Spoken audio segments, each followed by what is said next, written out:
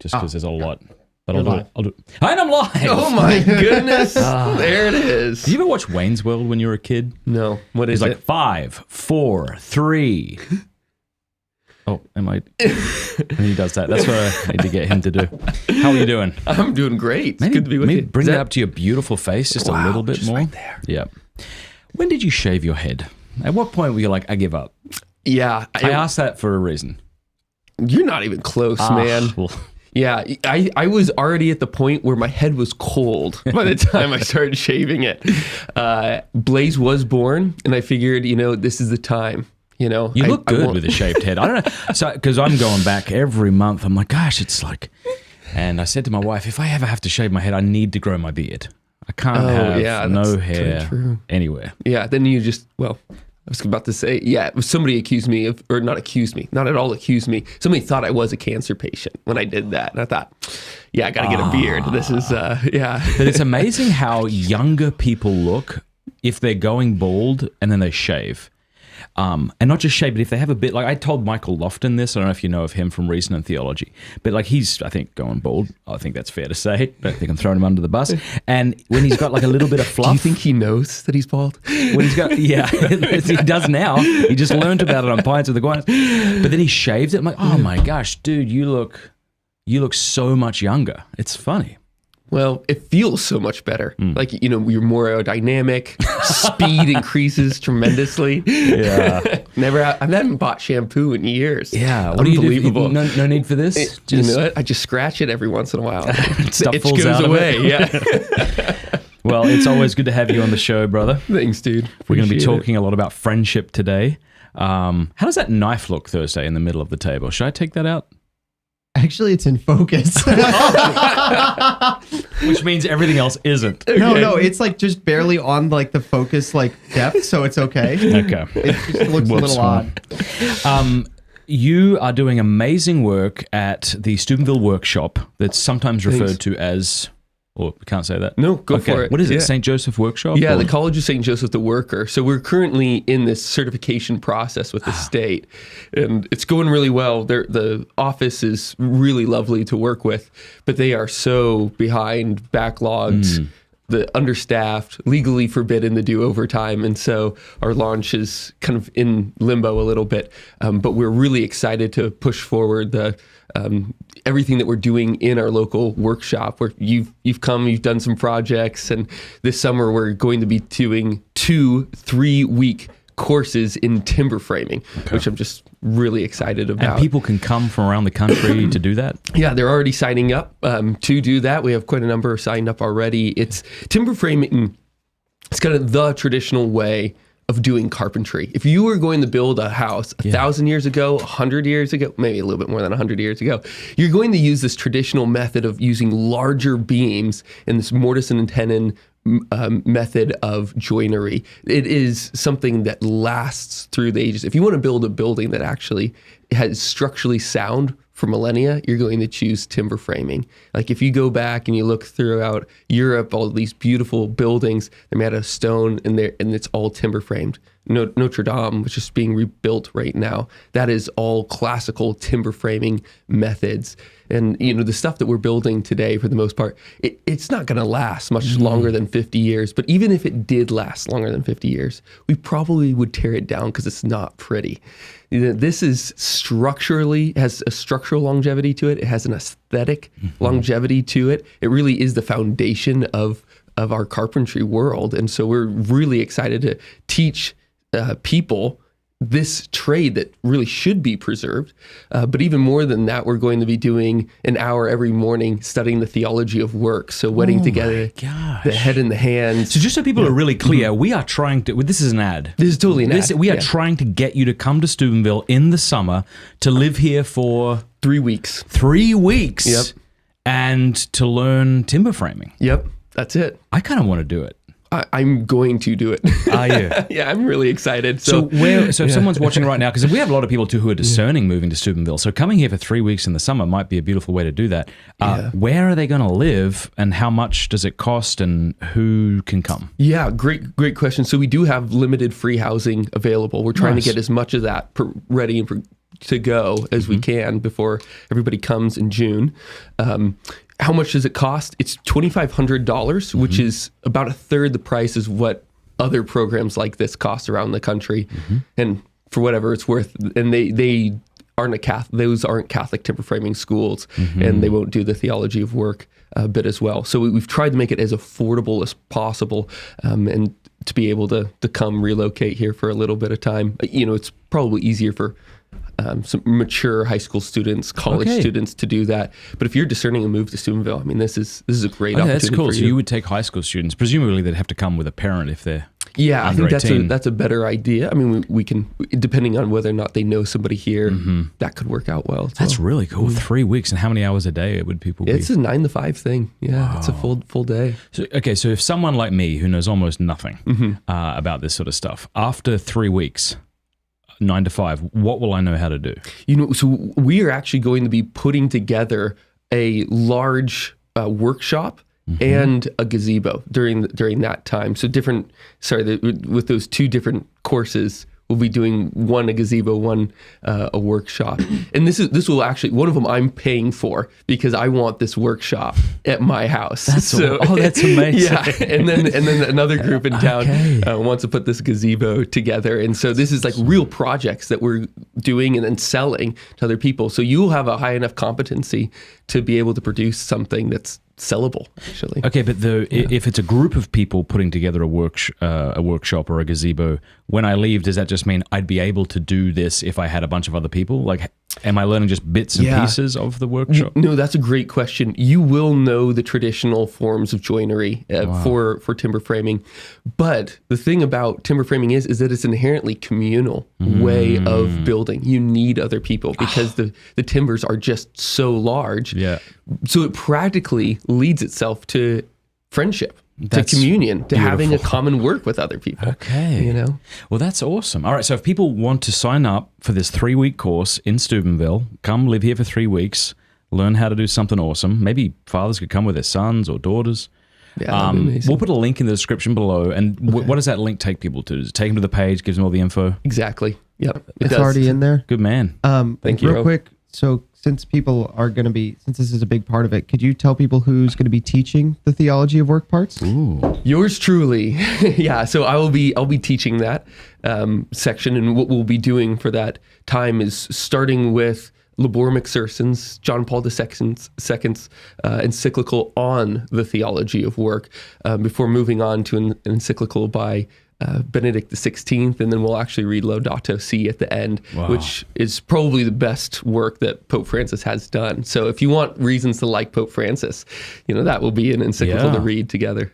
How many people can you actually take? We could take up to 30, but we would prefer to keep it around 20, so and we'll probably cap it there. Okay, so this is, so if you're interested, do it now, because you may not have a chance after it sells out, obviously. So we call it selling out. Speaking of Pope Francis, I wanted to read this, and I'd like us to pray for Pope Francis. I think people know this by now. He's been taken to hospital with respiratory problems, and I guess he's had surgery in the past and has had some of his lung perhaps removed. And so it could be quite serious. Pope Francis taken to hospital with respiratory infection. And so apparently he's supposed to be there several days. So he is our Holy Father, and I think we should pray for him. Vatican News 3 hours ago did say he's improving. Okay, good. Yep. He said he's touched by the prayers that are coming in from around the world. I don't know if you know this, you probably do, that he's already signed a resignation letter. What? I think last December. If I should have. Nobody make that a soundbite. I will cut that out of the clip for later. He is put together. If he becomes incapacitated in any way. But let's offer a Hail Mary for him. Yeah. In the name of the Father, Son, and Holy Spirit. Hail Mary, full of grace, the Lord is with thee. Blessed art thou among women, and blessed is the fruit of thy womb, Jesus. Holy Mary, Mother of God, pray for us sinners now and at the hour of our death. Amen. Amen. In the name of the Father, Son, Holy Spirit. Amen. All right, one more thing I want to touch on before we get into today's topic of friendship is Daily Wire host Michael Knowles was suspended from Twitter over a post responding to Nashville elementary school shooting this week. well, we know what happened. God have mercy and bless those poor souls who are dealing with this aftermath of this awful thing that happened. But that's interesting that he was kicked off. Do you know what he said? I'm looking it up. Feel free to help me here. Attention. Let's see. According to a screenshot posted by fellow Daily Wire host Matt Walsh, Knowles' tweet violated the platform's rules on abusive content. Attention, Elon Musk. Michael Knowles was suspended for posting a Bible verse. And Matt Walsh says, I assume this was a mistake. Can we get his account restored ASAP? So I quit Twitter. You know I did this? Yeah. I'm so proud. It's like quitting Twitter, getting married, birth of my first child. What about your second child? Yeah. I'm so glad I'm not in that dumpster fire anymore. It just was not good for me. Yeah. I don't think it's good for many people. No, it's built to make us more vicious towards one another. Yeah. I mean, don't you think like the very design of it is you can't encapsulate long arguments. Right. It's just conclusions. And so if there's no way to walk with somebody down their thought process, then there's no way of actually being able to understand them or where they're coming from. And so it's, as a result, if you're just tossing conclusion off of one another, it's built and designed around enmity. Yeah. I'm trying to find the full tweet, but I did find that the verse specifically that was in the tweet that got him suspended was, beloved, never avenge yourselves, but leave it to the wrath of God. For it is written, vengeance is mine, and I will repay, says the Lord. Wow. So I don't know what else is in the tweet, because I doubt he got suspended for just that. I see. Knowles shared Romans 12:19, which reads, but yeah, just to say exactly what you just read.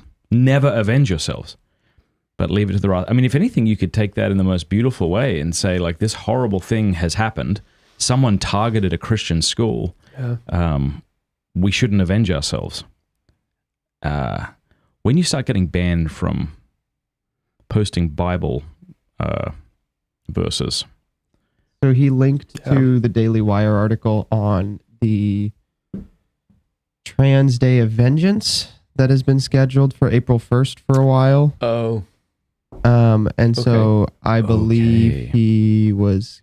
So he's talking to trans people, not to avenge themselves. So he linked this article, which I can send to you, Matt, so you can talk about it if you want. I'll Slack it to me from your account over here. But he posted a Instagram post after his suspension, and it says, I've been suspended from Twitter for quoting the Bible. Specifically, I quoted a verse urging people not to take vengeance. Yeah. Well, and then cites over that the trans community is not taking on this long form of long suffering. Oh, holy I guess that's the implication, right? Trans activists called for Day of Vengeance before Nashville shooting. And that's what it looked like. Trans Day of Vengeance, stop trans genocide. The abuse of language is just, what do you say? Awful, vicious, manipulative.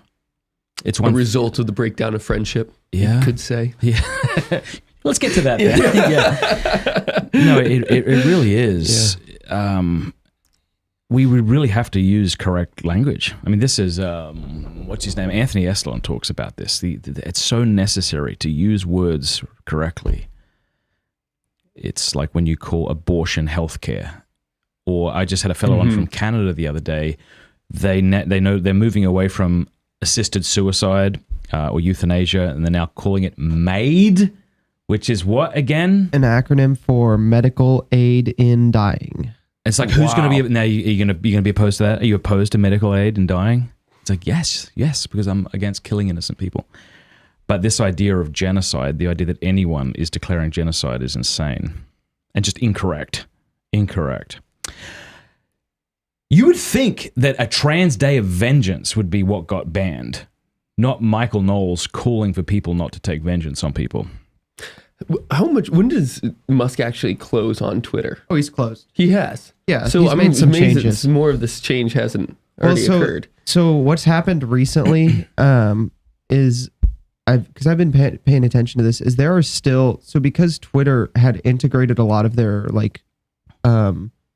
just like very the kinds of moderation tools that were like very Orwellian. They're integrated so far into the system that it's taking a really long time to pull them all out. And so people are getting suspended and banned automatically for things that Twitter and Musk, the new team at Twitter and Musk are not necessarily doing. But what's happening is like the old robots and the old tools are just kind of taking action in of themselves. The robots are taking over.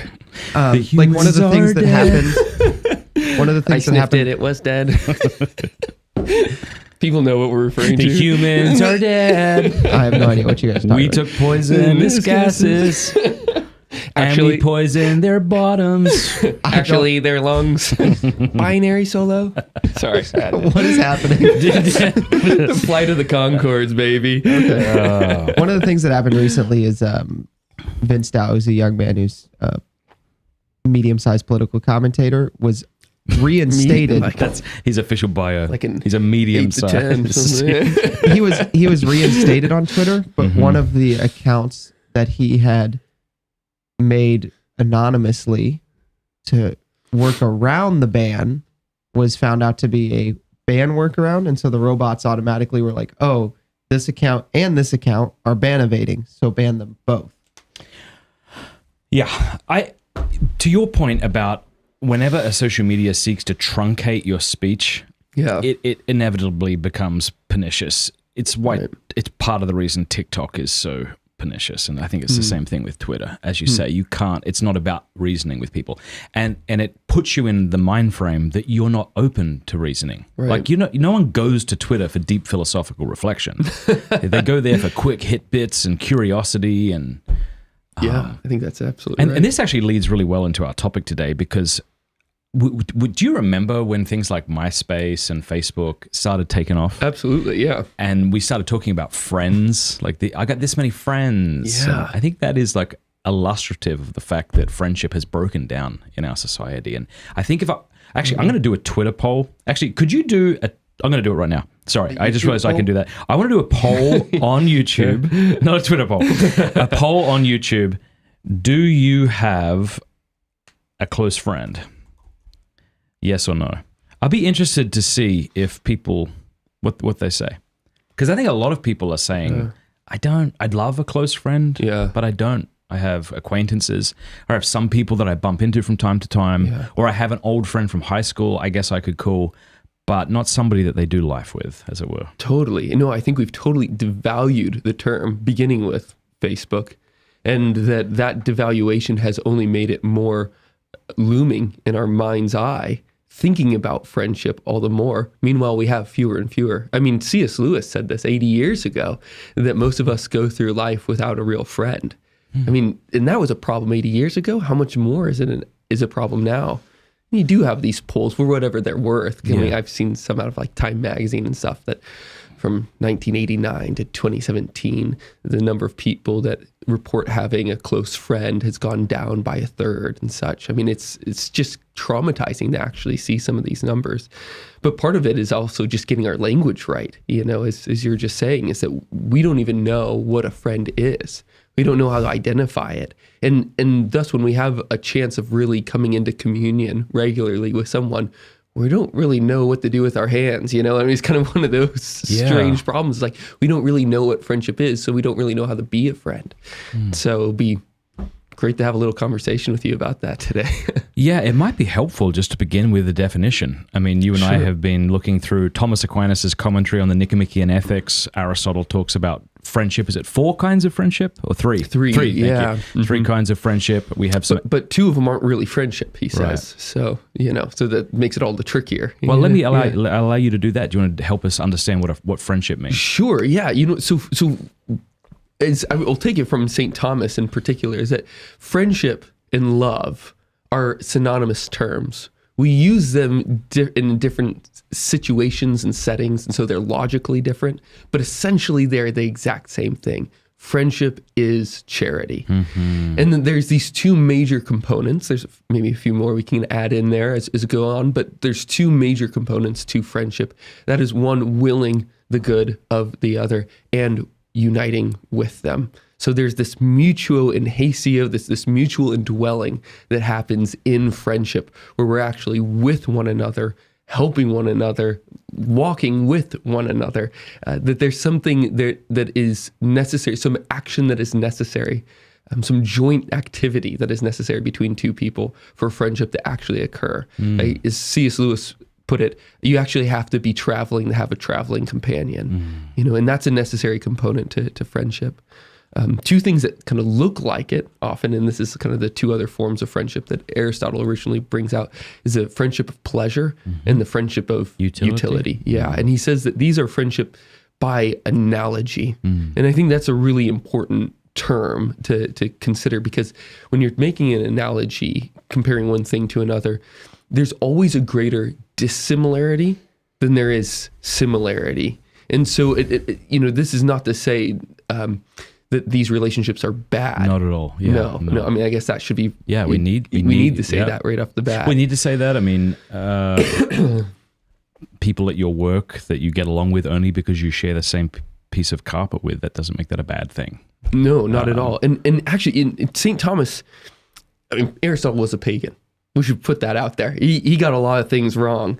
And one of the great transformations of this kind of way of thinking about friendship in the later Christian tradition is that actually those are movements into real friendship. They might never climax into something that we could really genuinely call a friend, but that movement into loving your neighbor as yourself, which is that movement into friendship, it can begin with pleasure, can begin with some sort of real utility. It's easier to begin with pleasure rather than utility because you're actually enjoying the person. It's Aristotle puts it with utility, with friendships of utility, that you're almost treating the person like a tool, like an object, like a lever to like yank the gears into place so you can get actually the end result that you want. Does that make sense? It does, but I mean, that's not a problem necessarily either, right? I mean, so long as I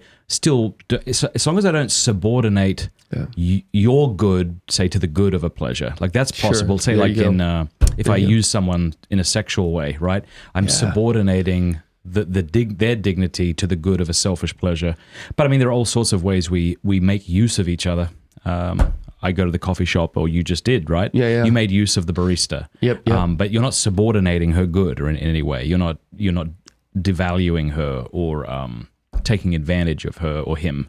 Yeah, exactly. And I think that is starting to be like some of the Christian insight to friendship that you just didn't really see as much in Aristotle. So where you can actually say that all of that this whole world was birthed into existence through charity. And therefore there's this latent law of love that defines the way that everything works in this world. And the more that we are able to recognize it and go along the current of that charity, that natural charity that's in the world, the more that we're actually treating somebody, even if we don't know them well, as a friend, as a friend would, and that's part of this path. I don't know if it was Lewis or somebody else who said that when lovers are together, they look at each other. Yeah. And when friends are together, they look at something other than themselves. Yeah. And I like that. It's almost like friendship burns on a fuel other than them. Whereas maybe this is the wrong way of putting it because I'm just thinking on the spot here. But like when lovers come together, it's like their love is the fuel that kind of keeps them. And obviously they're directed outward towards family and children. But with friends, like it's so important to have an activity. And you were just talking about this. So I'd love you to talk about this more. An activity outside of us that we're both directed at. Right. Yep. Well, I think it is. Even if it's a cigar. Or even if it's a hike through the woods, or maybe the hike is a little bit better, but of an example. But where you find that kind of erotic, which is a good type of love, still as as keeping in place with this agapic love of Christianity, that when I married Alice, it is that like face to face, but the face to face built a new world. Blaze and Leo emerged from it. And so now most of our day is kind of shoulder to shoulder. Yeah. So that at night we can sit down face to face again, know.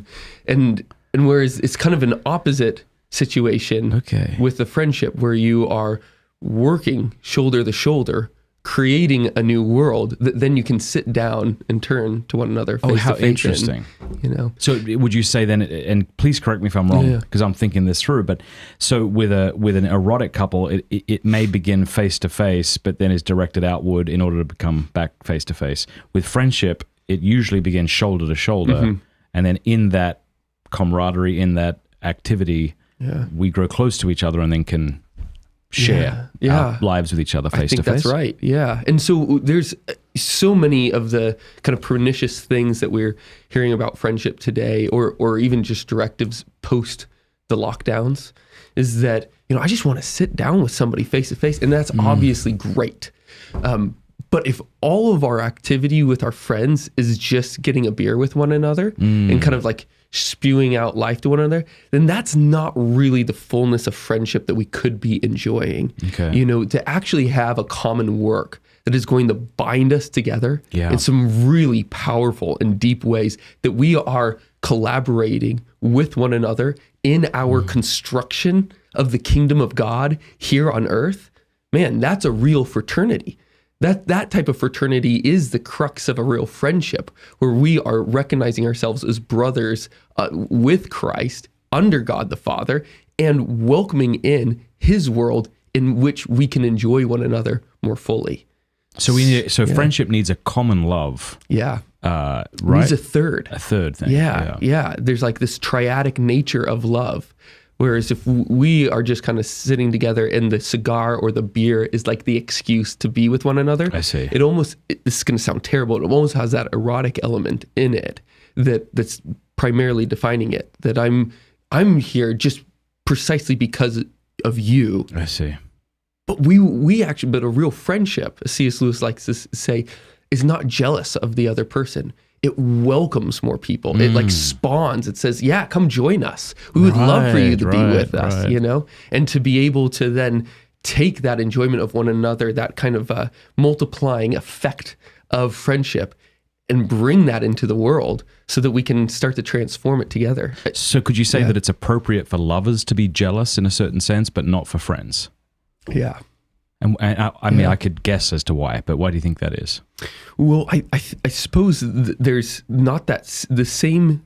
There's a different sacred element to a friendship as there is to a marriage.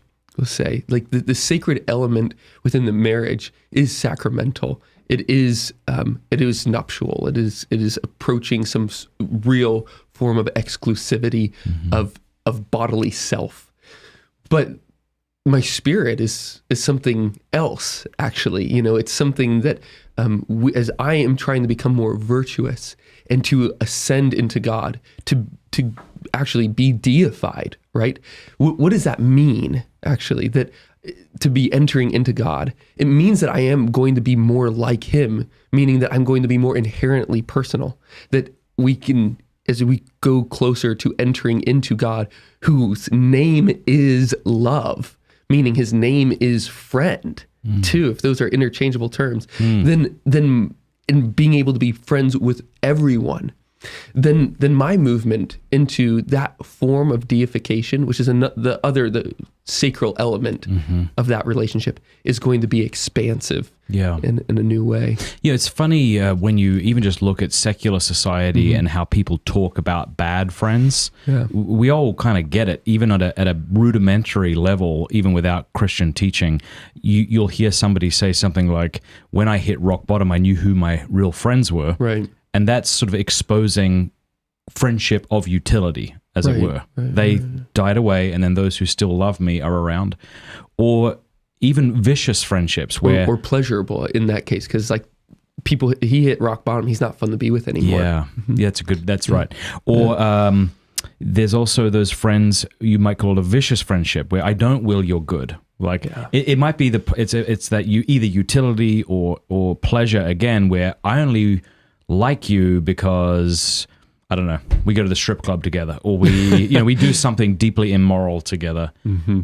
But I'm clearly not wanting your good in that. I'm not concerned about your good. I might be in some areas, but not overall. So my point is just that in secular society, people are still pointing and are aware of Like again, even in secular society, someone would say, I want someone who's going to tell me things like it is, even if it'll offend me. Right. Now, they might not really like that when you do it, but we see the virtue in it. Mm-hmm. Yeah. Yeah, I think that's right. I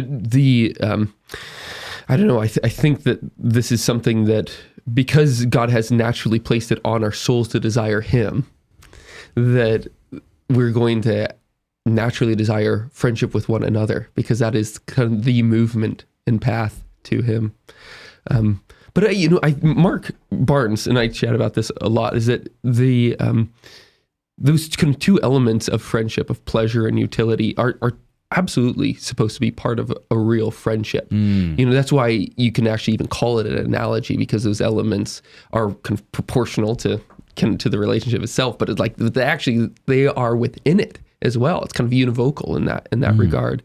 And so whereas I might say that, at the end of the day, I want to just kick back and hang out with my friends, to actually be able to go to work and to be with my friends and to have some common goal with them that we are striving for together, is so important. And it's precisely this, is that Aristotle didn't have the language for this, but St. Thomas did, is that where our wills are united, their friendship truly is. Okay. That is really the goal and the goal, whereas with the object of our love is the same, our wills are united, there's a real friendship. I see. And ultimately that's God, but all these proximate ends that we can have on that path to God is certainly a part of that. Say that again, where our wills are united, their friendship is, something to that effect? Exactly. Yeah, no, that's great. And so you would see that even in wanting to watch a football game with a friend. I mean, your wills are united in wanting to enjoy this game together. Totally, yes. And it's interesting how the thing I want to enjoy is always enhanced by a friend. This is why you and I have spent hours showing each other funny YouTube videos. And if you left, I wouldn't watch those YouTube videos on my own, because they're not as fun without you. Totally, yeah. Yeah, I think that's right. But when St. Augustine, I think this is a really important point where St. Augustine says that whereas you have two friends, you have one will. I mean, same thing. That's where St. Thomas is riffing on it. But that's really an interesting thing, is that if I go down the street and I see, like Robbie Pretzel, I'm also seeing Matt Fradd in some way, because there's their movement in Our lives one are together. Intertwined. Yeah, exactly. And why some people call me the get to you and stuff like that. It's because it's not just a practical thing where I know you, is that they know that our wills are united in some way. And I think that's a interesting component to friendship, is where the other has a real power over the other. You have a certain power over me because I love you, so you can ask me to do something and I'll do it. And so there's this power, this obedience that happens, which is also why obedience is a counsel of the church, an admonition given by Christ, is that obedience is this movement where our will begins to unite with another's. It's deferential to it and desiring to be one with it. And so there's this, and that is also kind of an uncomfortable thing about friendship that I think is so important if we're going to understand what it is. But it will be some sort of insight that the world is desperate for friendship, as you were just saying, might be more reluctant to come on board with. And which is what?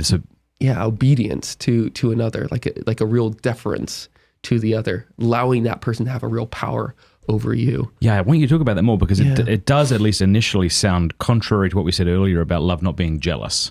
Where it's we love each other, but it's it doesn't mean I get to tell you what to do. Well, I think I was thinking about jealous in terms of being exclusive. Okay.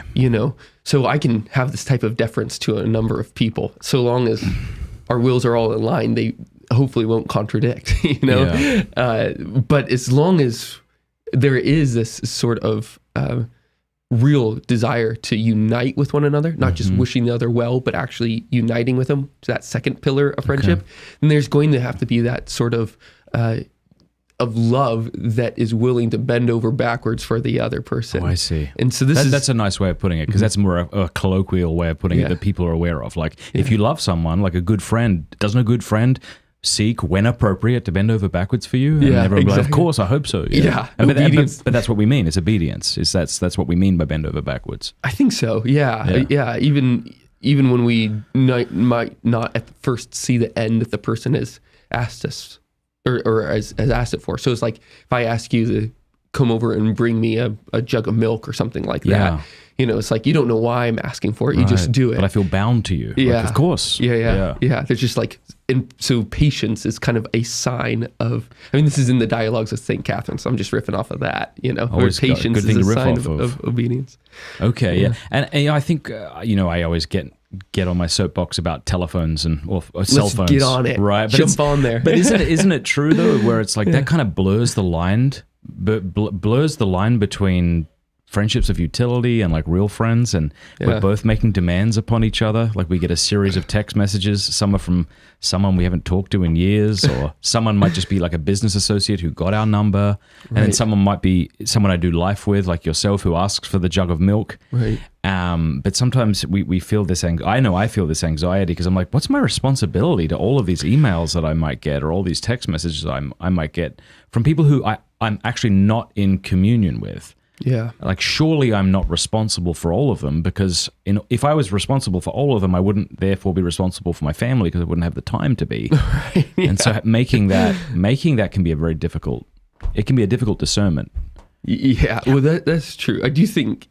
I don't know, though, if it's because, you and I live different lives in that I have more of a public persona, right? Mm-hmm. And so I do actually have more, I don't know if I do have more or not, but I think it would probably be likely that I have more random people reaching out to me for things. Does that make sense? Oh, I'm sure you I don't do. mean you have to. Yeah. So maybe maybe other people don't have that experience where they have a lot of people texting and emailing them about things that they would like, or Oh, Well, maybe I don't you do. know. I have that. You do. Probably just Okay. not to the extent that you do. So, and I'm sure everybody does to some extent. Yeah. But this is a really important point, is that what distance has done, what distance does, is it affirms.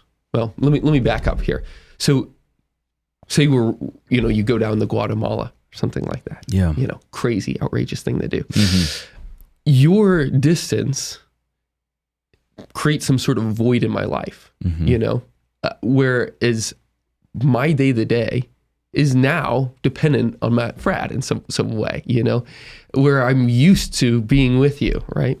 And so if you're not there, I feel that. And that void is one of the best ways. I think Sartre said this, that it's the best way of knowing that the other person really exists. Oh, that's beautiful. Isn't that something? Because if I came back and was like, I've been gone for a year, and you're like, what? I didn't even know you left. What does that say? Yeah, exactly.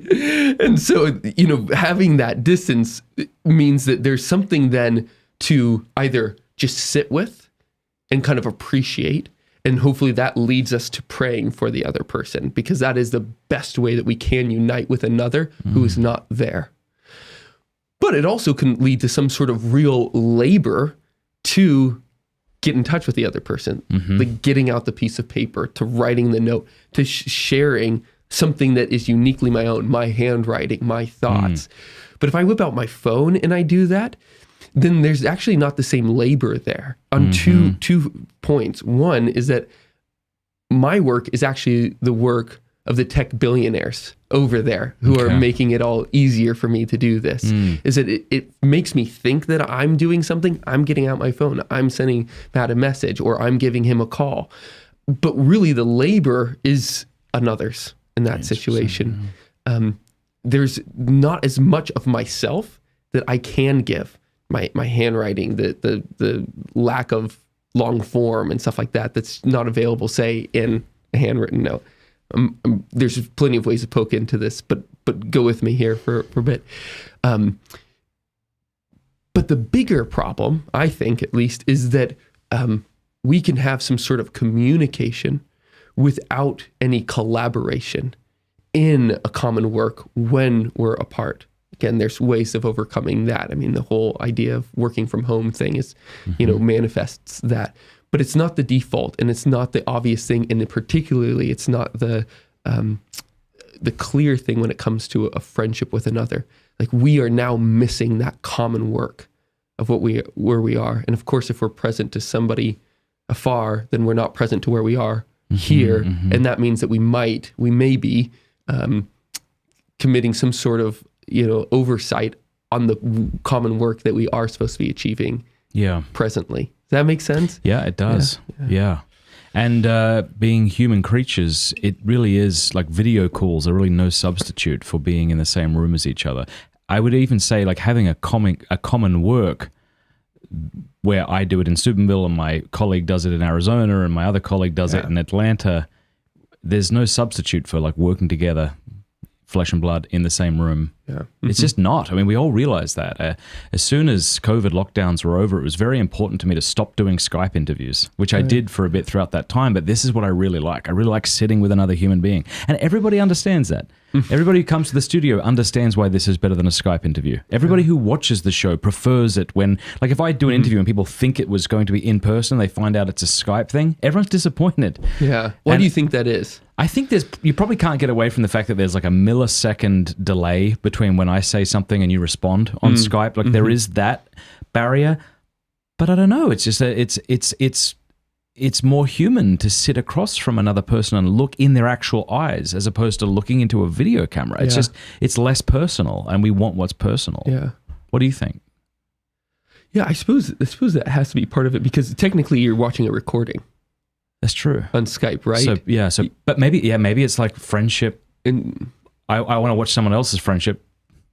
Or I'm saying like conducting it. So like it's the same reason like why you can't do a confession on Skype or on a phone call, because technically it's a recording. It's not live. It's not living. You could do one with a megaphone because that's only projecting your voice. Isn't that weird? That is so cool. Yeah. You don't want to if you're confessing it. But and then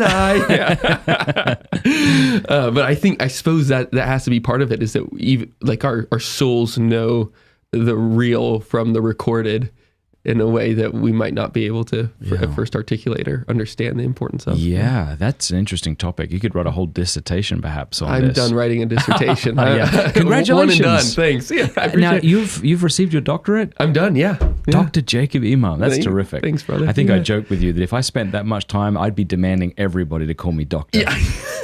Jacob, your coffee's ready? That's Dr. Imam to you and everybody. It was really cute. Alice right afterwards said to Blaze, like, Daddy's a doctor now. And he goes, Dr. Daddy? And so he'll call me that from time to time. Yeah. Don't you forget it, son. Yeah. That's right. But yeah, I didn't know. So one of the strange things about friendship too is then like this idea of loving your friend for God's own sake. Have you thought about this much? Say it in a different way so I can see if I can grasp it. It's this kind of a thought coming out of St. Augustine that I don't love you for your own sake. I love you for God's own sake. Interesting. So it's that like the friend is not the end in that relationship. Yeah, I mean, obviously, if Augustine said it, I need to understand it. But my first reaction to it is negative. I agree. Yeah. It feels like we are creatures in one sense with our own ends and therefore for our own sake. Although, of course, we exist for God's sake. Mm-hmm. But when you say that, I think, but I want to be the end. Like I want you to be the end. Yeah. I don't want to love you instrumentally. Like I'm going to love you for His sake because He wants this of you. Again, it's bound to be right. I need to think about it more. I think, I don't know. I'm just kind of speculating here, but I think that it has to be right, but it also doesn't have to be miss the point of the other person's end. So like in the sense that what is your end? Like, what do I want most for you? Heaven, I hope. Yeah, exactly. Like I want you to have the perfect intimacy with God. Yeah. And God wants that. Yeah. And that brings God most glory. And so willing you for God's own sake is actually willing you for your proper end, the one that you want most, the one that you want me to want for you most. Yeah, to bring it down to a human analogy, it would be like me saying to my son, I want what your mother wants for you. And that's good. That's way better than you think it is. Yeah. Kind of thing, So it's like we have this So God wants my end to be with him, and so do you. He can bring it about. I suppose you can participate in it. He allows you to participate in it. Can we? I want to bring this down a little bit. Yeah, and just sorry, I know that. Don't be sorry. This is really good. But I want to share 2 quotes. One is from Aquinas, from his work De Regno. It's the On Kingship to the King of Cyprus.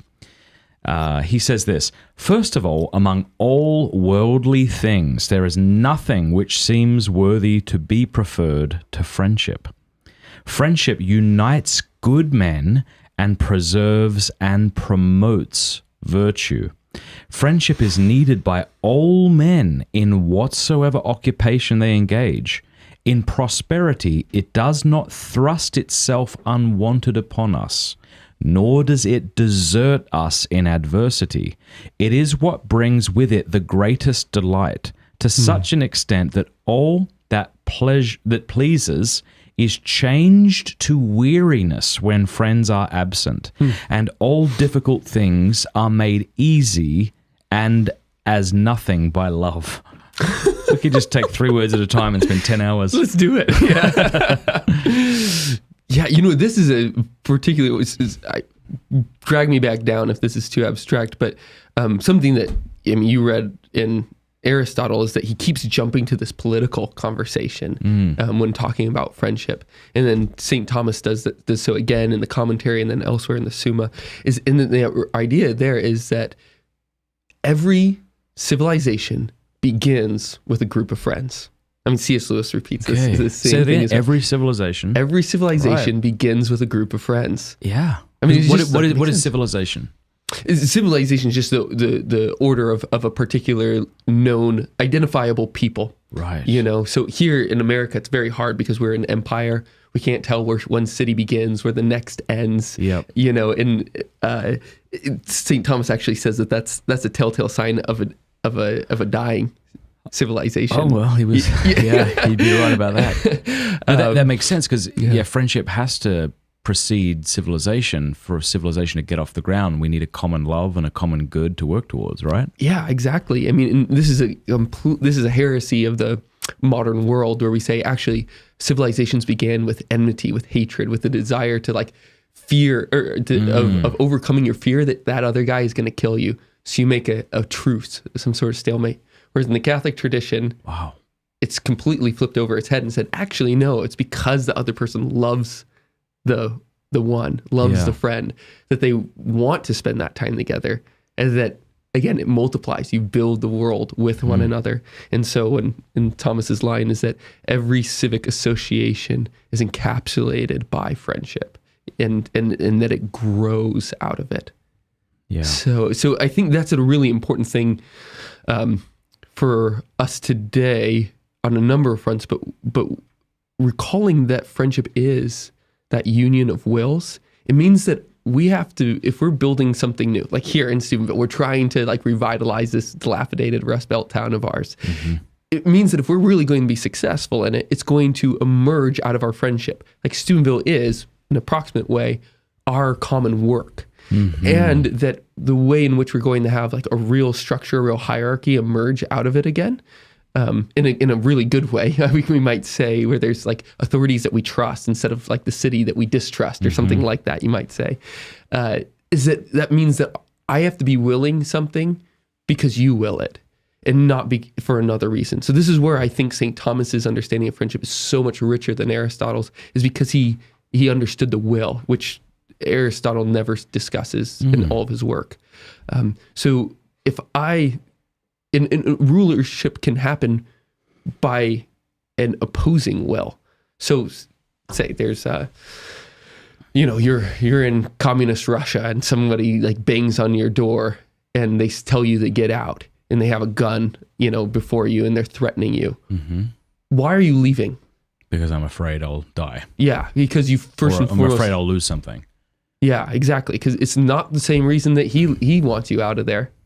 right? I mean, he has a different reason, Yeah. a different purpose. Yep. So your wills are actually completely at odds with one another, even though you're doing what he says. Mm-hmm. And that feels like how we're being ruled today, for the most part. Yeah. It's like, why am I going along with all of the laws and strictures that are in place? Well, it's because I fear getting fined or being taxed more, or because I'm like being put in jail or a holding cell or something like that, you know? I'm going to get a ticket, you know? Like those are the things, but those are not the real reasons why I should be doing Right. something, or like why we should, how our social order should cohere Yeah. together, right? Absolutely. And this is why virtue is not merely about behavior. I have to come to Yeah. love the good, not just do the good. And so if a law is just, then I should not only obey it, but I should want to obey it. Yeah, exactly. I mean, St. Thomas in his treatise on the law says that every law should be framed, you know, is that I mean, he really lived in a world where there were far fewer laws than us. And so there could be, the laws that did exist could be framed, right? Whereas it would be an inexhaustible list for us and probably inexcusably. So, but it's like, why is it that, you know, you cross on the right-hand side of the road or something like that? He said, when we tell our children and raise up our children in our society, we should tell them why that is. No, I don't think it's possible for us Americans to do that. There's too many laws. Yeah, but some of them. yeah, it's as many of them as we can. Yeah. And obviously those are going to be the just ones that are actually reasonable. Let me tell you about a law I break continually that I've mentioned on the show before and get your take on it. I joyfully drive through red lights here in Steubenville. Yeah, I do the same with thing. tremendous pleasure. And my pleasure is enhanced if someone is parked across the street from me and sees me run the red light. Because the red lights here, not always and not in every instance, are arbitrary. And I think it's because the population of Steubenville used to be far greater than it is now. And I don't think we've seen a decrease in stoplights since the population's gone down. Right. So here in Steubenville, you drive and you're like, okay, and sometimes you even have the other road blocked off. And so it's like, there is no reason. I can see that there's no cars anywhere. Why would I sit here for 5 minutes? Now, I suppose if everybody took that approach, then we might have chaos. And I think that, was that Kant or whose idea? I don't even think we would have chaos though, because we would come to a stoplight and we'd treat it like or we'd come to a traffic light, we would treat it like a stop sign. Yeah, exactly. That's how I feel. Yeah. Now, there are sometimes I'll come to a busy street and Yeah. I'm like, well, obviously I stop and I wait because it's possible that someone could come flying over the corner here. Totally. But if I come to this dead-end little road, I joyfully break that law. Am I right to joyfully break it? I would think so on two occasions. The first and foremost is to train us what laws are for. Yeah. You know, because we could just get into that sheeple mentality where I'm just going to do it because somebody told me to do it. And obedience is patient, absolutely, no doubt about it. But if we have patiently tried the reasons and found none, Yeah. then there should be some sort of rehabituation that we go through. And obviously there has to be considerations about what are the repercussions, like getting that ticket. Can I afford it? Yeah, Something like yeah, that, you know, that or like proper to any prudential consideration. But I think it's like, we got to realize that if we're trying to build something new here, then we got to figure out what is actually real. Like a law of reality versus the law of an arbitrary state, you know, and just to be able to identify that and feel that in our bones, because obedience, again, it does demand obedience to another person. It's not just to a bureaucratic matrix. Like that's not obedience, because there's no will to subjugate yours under. Right. Does that make sense? I think it does. Like in Yeah. a bureaucracy, and we're getting dangerously close to making this a political show, so we'll go back in a second. But in a bureaucracy, it feels like the will of the lawmaker has now been dispersed among 1,000 cogs, and you can't go to any of them to get an answer. Maybe I'm putting that wrong. But I just don't think there is a will. there's no will. There is no will. Like There's no individual who's willing it. I mean, Or- we've all been on the phone with Comcast or Yeah. or Verizon or AT&T or something like that, whereas like the person that we're talking to has no power Yeah. to change anything. You know, Yeah. there's no will in a Yeah. bureaucracy. And this is why C.S. Lewis, G.K. Chesterton, others have said that. Well, what is the social order? What's like, how is hell organized? It's a bureaucracy. Yeah, you feel your manhood being stripped away when you're on the phone with these things. Yeah. These faceless, nameless, will-less entities. Right. Yeah. Yeah. Our friend Alex Plato trying to get his phone fixed. Yeah. That man has patience. Oh my gosh. I would have just decided to live without a phone, or I would have bought a new one, but he persevered. He was on phones for hours. Yeah. And he's the most patient guy in the world. I don't think he would ever have an angry bone in his body, so he got it done. But I know, that is amazing. you know, one thing I tell people when they move to Steubenville is you will not be able to be friends with everybody. You know, so when I used to live in North Georgia, I remember going to Holy Mass, meeting someone who was around our age, my wife and I, and had kids. I'm like, okay, great, like let's be friends, because that was my only option. There weren't that many people living life like we did who we could be friends with. And even those friends, we still had to drive 20, 40 minutes to go over to their house one day. You move to Steubenville, I mean, from one end of town to the other, it's like an 8-minute drive maybe. Yeah. And there's a lot of Catholic families, and you just can't be friends with everybody. It's not possible. How have you dealt with that? How have you found that? Do you agree with that? You know, I absolutely agree with that. We've struggled to do that.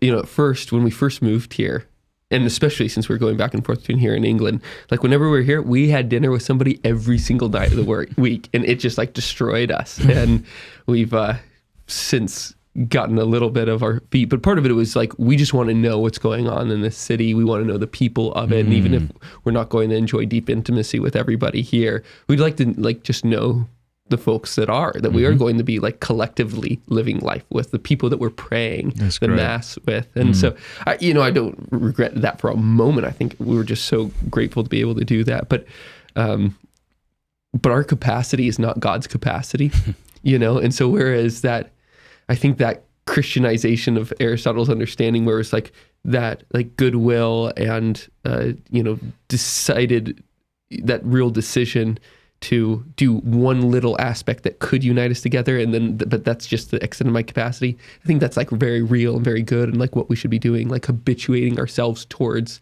a type of orientation of charity towards everyone. Obviously, that's loving your neighbor as yourself. But even if, like, when God became flesh and he had, an inner circle of 3, I think that reveals a little bit of what our capacities actually are.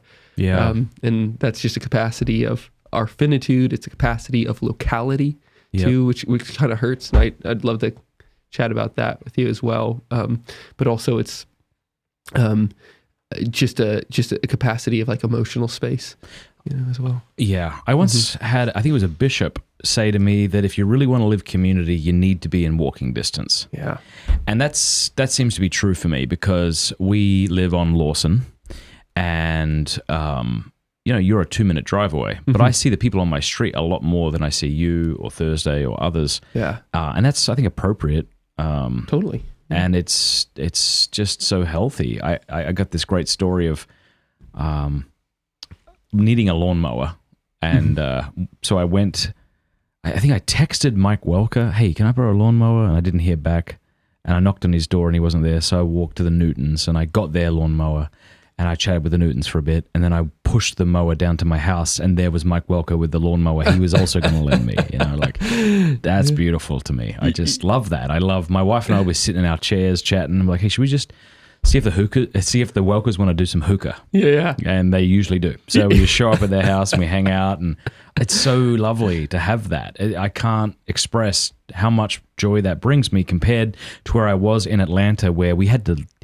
This is going to sound crazy because we've lived in Steubenville for so long, but I actually, on a date night, would drive my car 40 minutes to pick up a babysitter, drive 40 minutes to bring her back, go out on a date night with my wife, come back, drive 40 minutes to drop her home. Kind of breaks my wife up the mood a little bit. It definitely breaks up. You're exactly right. But just the exhaustion of having to be in the car for like 3 hours just to accomplish something like that. That is insane. Yeah. I didn't know that. I think it is important if you want to build a Catholic community, wherever you're going to do it, you're going to want to try to be in proximity to each other, which I know you said you wanted to talk about.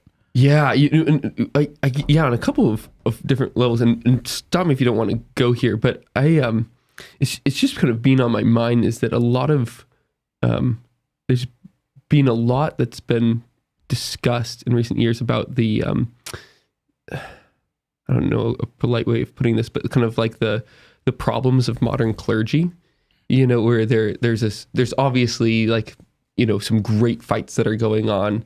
But like the fidelity of modern clergy, like the courage of modern clergy, but just like they're feeling increasingly like unfulfilled and such. And I just kind of wonder how much of that is because they don't have proximate demands on their life all the time. And they're going to immediately say like, what are you talking about? I get calls all the time. But you're not like a neighbor, not in walking distance, and I say this not as judgment. I just say that this is like a change of the social order that might be like part of the reason why we feel this. Whereas like a father might be very unfulfilled insofar as that he feels emotionally distant from his wife or his kids. He doesn't have friends and stuff like that, but he always has like real persons asking him of something like all the time. Like our life is constantly being asked for, but those are persons. They're not like calls. Or like a list of emails that I have to face every morning. Yeah, exactly. And so, there's not that incorporation into the joys and the sorrows, the feasts and the festivals and the fastings as well that are just taken up by a good old-fashioned Catholic community. Like we've lost that. We've become gridized. Like everything's a grid. We have to get everywhere by cars. That idea of like having a real community that demands walking. Yeah, means that you're not. Aren't the Jews good at this? Yeah, like when they move into an area, they're always within walking distance of the temple. The Jews, and so they're in walking distance of each other. Yeah, yeah. The Jews and the Amish, man. Yeah, I think there's like real things that we can be learning from this, and recognizing that. I think for so long in America, like Catholics have been, like questioned. The whole idea of like when JFK was elected president, it's like, what is the Pope going to rule us now? Yeah, where's your real allegiance? And we kind of like got defensive about that. We're like, no, we really love America, we promise.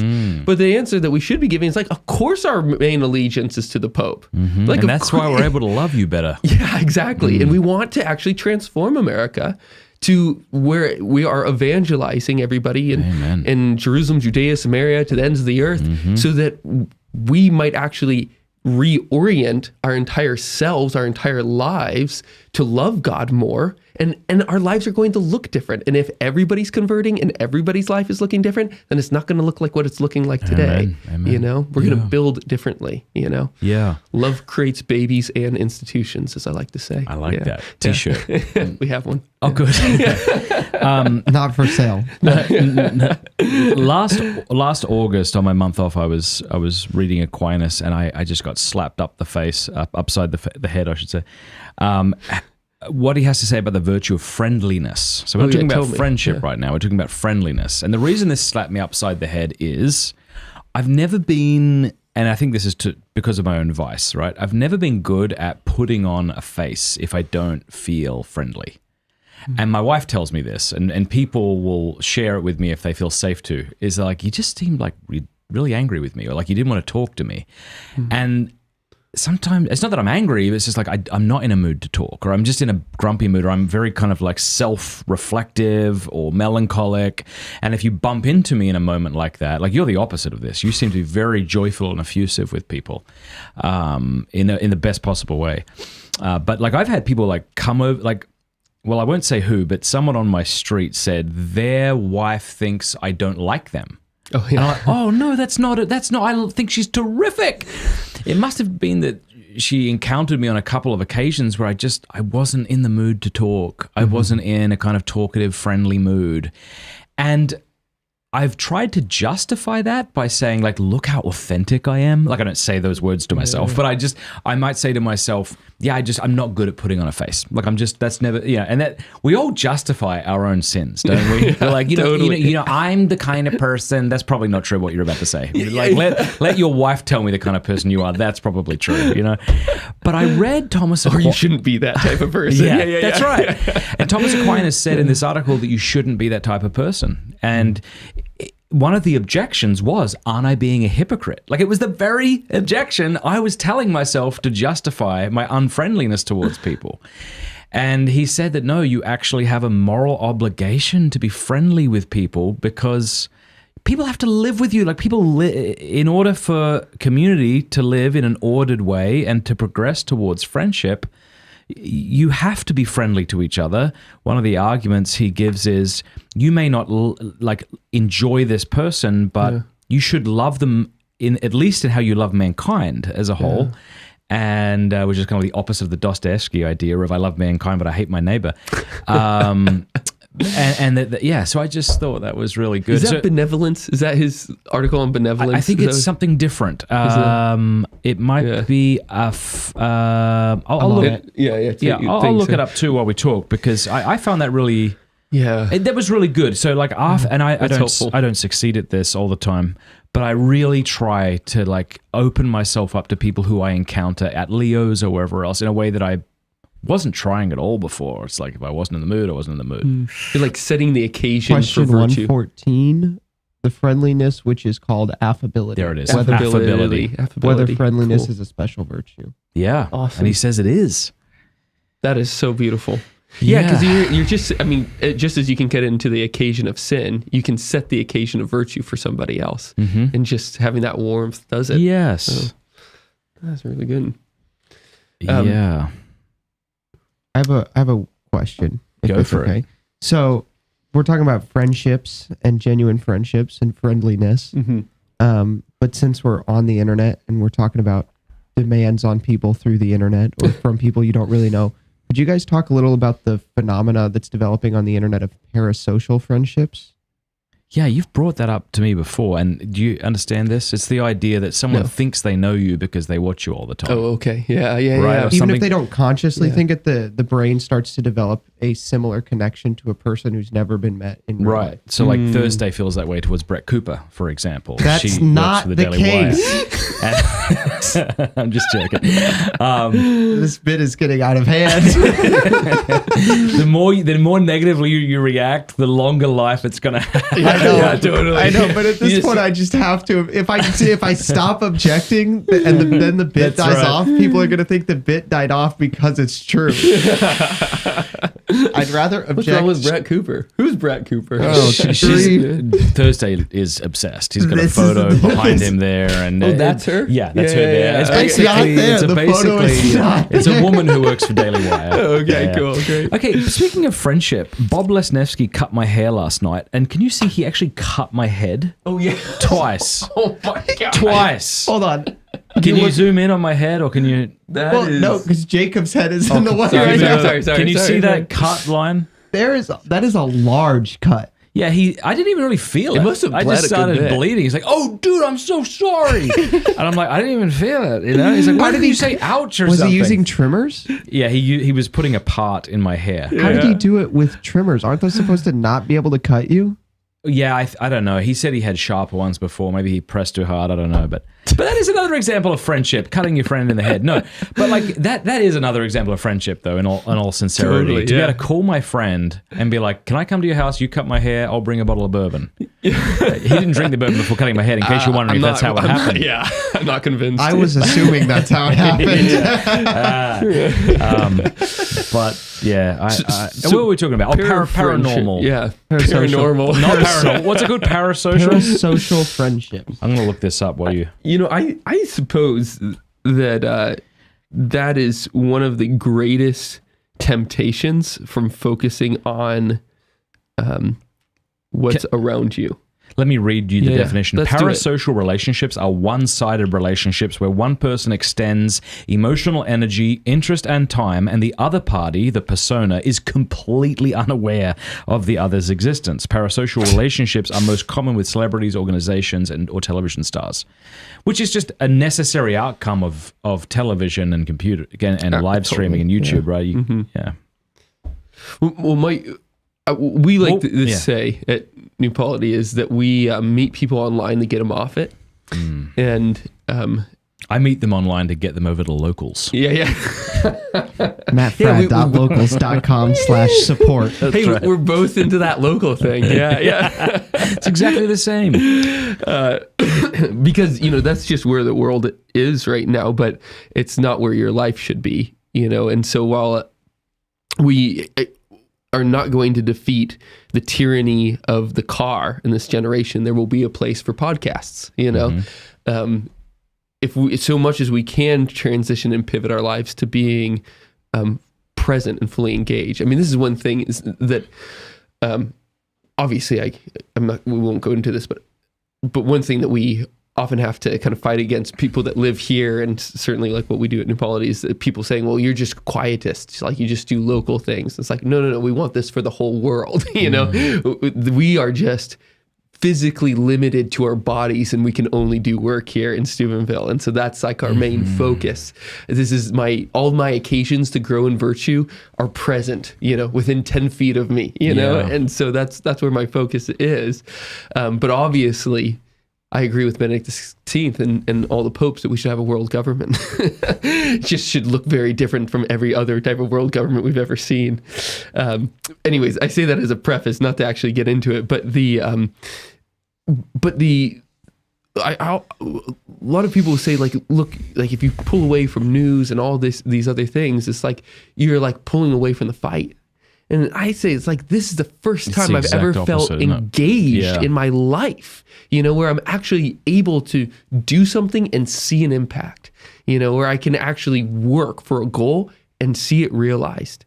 The Venerable Fulton Sheen talked about the vice of curiosity being rampant in this modern world that's obsessed with daily news. And he just has to be right. John Paul II did that in a private speech as well, repeated this as same notion. It's like, how much can that actually change us? Thomas Aquinas says that the vice of curiosity is defined when knowledge can never be used. And this is a guy that studied metaphysics for his whole life, I mean, and so there must be a way of using metaphysics in a way that most of the information that we're consuming today is not going to change me. I might have the knowledge, but I'm not going to be somebody new. And that distinction between having and being is so fundamental to actually being Christian. So you've heard of the circle of concern, circle of influence. So you have this circle of concern, and that encapsulates all the things that you're concerned about, including the things that you have power and authority over, like your family and your town and your friends and things like this. But the problem is when you spend your time in the circle of concern outside of the circle of which you have a lot of power over, the circle of kind of authority and power shrinks. Because now I'm wasting my emotional and intellectual energy into what Daily Wire, I'm not picking on Daily Wire, any news outlet is saying, and now I have less time to like work with you to do something on downtown, or work with my wife around the house or something like that, you see? Totally. And so you feel like you're like a man of the world reading your newspaper while your wife raises the children. I'm using an example maybe from 50 years ago, but you're actually flipping through your phone. You feel like you've got mastery over it, but really it's just you're robbing yourself and those you love over the authority you ought to have and the dominion you ought to be exercising. To his question, though, which we haven't got to. Yeah, but I think that is kind of maybe it's not a necessary preface, but it might help us answer some of those questions, is that what am I being robbed of? What friendships am I being robbed of because I am not giving my time, my talent, my treasure to the things that are the person that are actually right in front of me? What I thought about recently is like if all of us Catholics just spent the amount of time we spent listening to, let's just limit it to say political media, no matter who you're listening to. If we reduced that time and spent it reading the Word of God, oh my gosh, can you imagine? Well, you spent like a lot of people spend at least an hour a day, like listening to a particular podcast. I met this one woman. She said she listens to 3 hours of political news a day. Wow. This podcast host, this podcast host, this podcast host, and I don't think any of those podcast hosts would endorse that. Like, please stop. Yeah, I suspect that's right. Did you have anything to add though about? I think the phenomena is really interesting, and it's more prevalent among younger people, especially because young people like middle and high schoolers are more atomized due to technology. And so it used to be the people you would spend time with or the most time with are, the kids in your neighborhood. But now the people they spend the most time with are, we've got teenagers who the people they spend the most time with are 20-somethings who make YouTube videos or stream video games on Twitch or whatever. And then their brains develop connections to people who don't even know they exist. And that's like, I think that's really robbing something of friendship from society. And that's why I'm so interested in it, because I've seen it happen, and it's just like heartbreaking. Yeah. Well, I mean, this is the reason why Aristotle and Thomas continually jump back and forth between friendship and politics. And this is because the type of friends that we have are going to define the type of political order that we have. And so if we're going to default to these kind of para-friends or whatever. Parasocial. Paranormal. Social. Yeah, I just like that. Paranormal. Aliens, really. Sort of relationships. I mean, we should, like, the type of relationships that we have are going to define the type of politics that we have. And so if we are okay with not, like, just letting this go on, not fighting it first in ourselves and then in, like, helping real people that we know fight it as well, then we have just said, yeah, I'm okay with a different type of politics arising. I'm okay with a different type of social order arising. But if we're going to actually really feel the Christian call to welcome the kingdom of God here on earth, first in my heart, and then emerging out from it, then we have to start, like, actually being not okay with a whole bunch of phenomena that are happening today, and going through the hard effort of being a friend, like allowing others to have serious demand of my time and my effort. I have an anecdote, so I can't back this up, but somebody said that one of the reasons that the Jews have been so successful in America is that by the time that money leaves the community, it's switched hands like 5 or 6 times. Like, people are investing in each other and they're supporting each other, is the point I'm making. I don't know. It's like, if we live together and we're concerned about the same things, then we'll mutually enrich each other and bless each other, as opposed to going to Walmart or Amazon. If I don't have to, then I can also buy from my neighbors and things like that. Well, can I try and back that up? Yeah. So my dissertation was on money, and I promise not to get into it too much, but a number of the things that just kind of knocked me off my seat a number of times, I was just kind of floored to learn, was coming from this text. And one of those things was this argument that continually comes up of that money takes a place for where love lacks, and the way that I like to summarize it is, I can either call up my friends to help me move my piano, or I can call a moving company. In both cases, I am dependent on other people to have the piano moved. But one group I know, the other I don't. One, I'm relying on the currency of charity. The other, I'm relying on the currency of money, and so there's an occasion for intimacy in the one and alienation in the other. That's awesome. And so that was just one of those things. It's like, man, that is hard truth, to be perfectly honest, for me. And don't we all want the former? Yeah. Part of us doesn't want the latter. The former meaning the currency of friendship. Yeah. Because then we feel vulnerable and we are in a place of need and we have to admit it. I think a lot of us would rather give charity than receive it because we're embarrassed. We see our own need, right? That's true. But when, speaking of moving a piano, I asked Bob Lesniewski if we could have his piano before he moved. He and several guys put their gigantic, obviously, old pianos are gigantic, I suppose, on a couple of dollies, and like 8 guys pushed it down the road on Lawson. That's I don't know if awesome. you were there or not, but we were all kind of drinking beer out the front, and all of us lifted it in, and like there was I think the rugby team or some of them came over to my house when I first moved and were helping ripping up the stuff, and I wasn't embarrassed, but I felt, what did I feel? Vulnerable, because they were helping me and I wasn't helping them. Oh yeah. And maybe I was helping them and allowing them to serve me, but I just felt like so humbled. Humbled maybe is the word. Yeah. And I wouldn't have felt that if I had to pay. Now, sometimes you're not in a situation where you have friends to be able to do that and you have to pay somebody to do that. But if I had paid somebody to come and do that, I would have just had expectations on them. Hurry up, get out of my house. Like, let's get this done. Or you messed this up. Or you told me you would do this and you didn't do that. Right. And the former experience was just so much more pleasurable and bonded me with these people. Yeah. But even that transition, like, you felt humility in that, and that's beautiful. But I remember for me, it was that uncomfortability of receiving was just because I still had that kind of exactitude, friendship of utility type of orientation. Maybe that's what I have. Man, I need to Pay them back. rehabilitate I need to pay them back. I need to, figure out how to do this. But again, St. Thomas, saw my objection or saw my heart early on. And he says, what, these friendships, like when the society builds on friendship, what does that look like? It's not exactitude. It's not like there's some sort of like civil obligation between the two.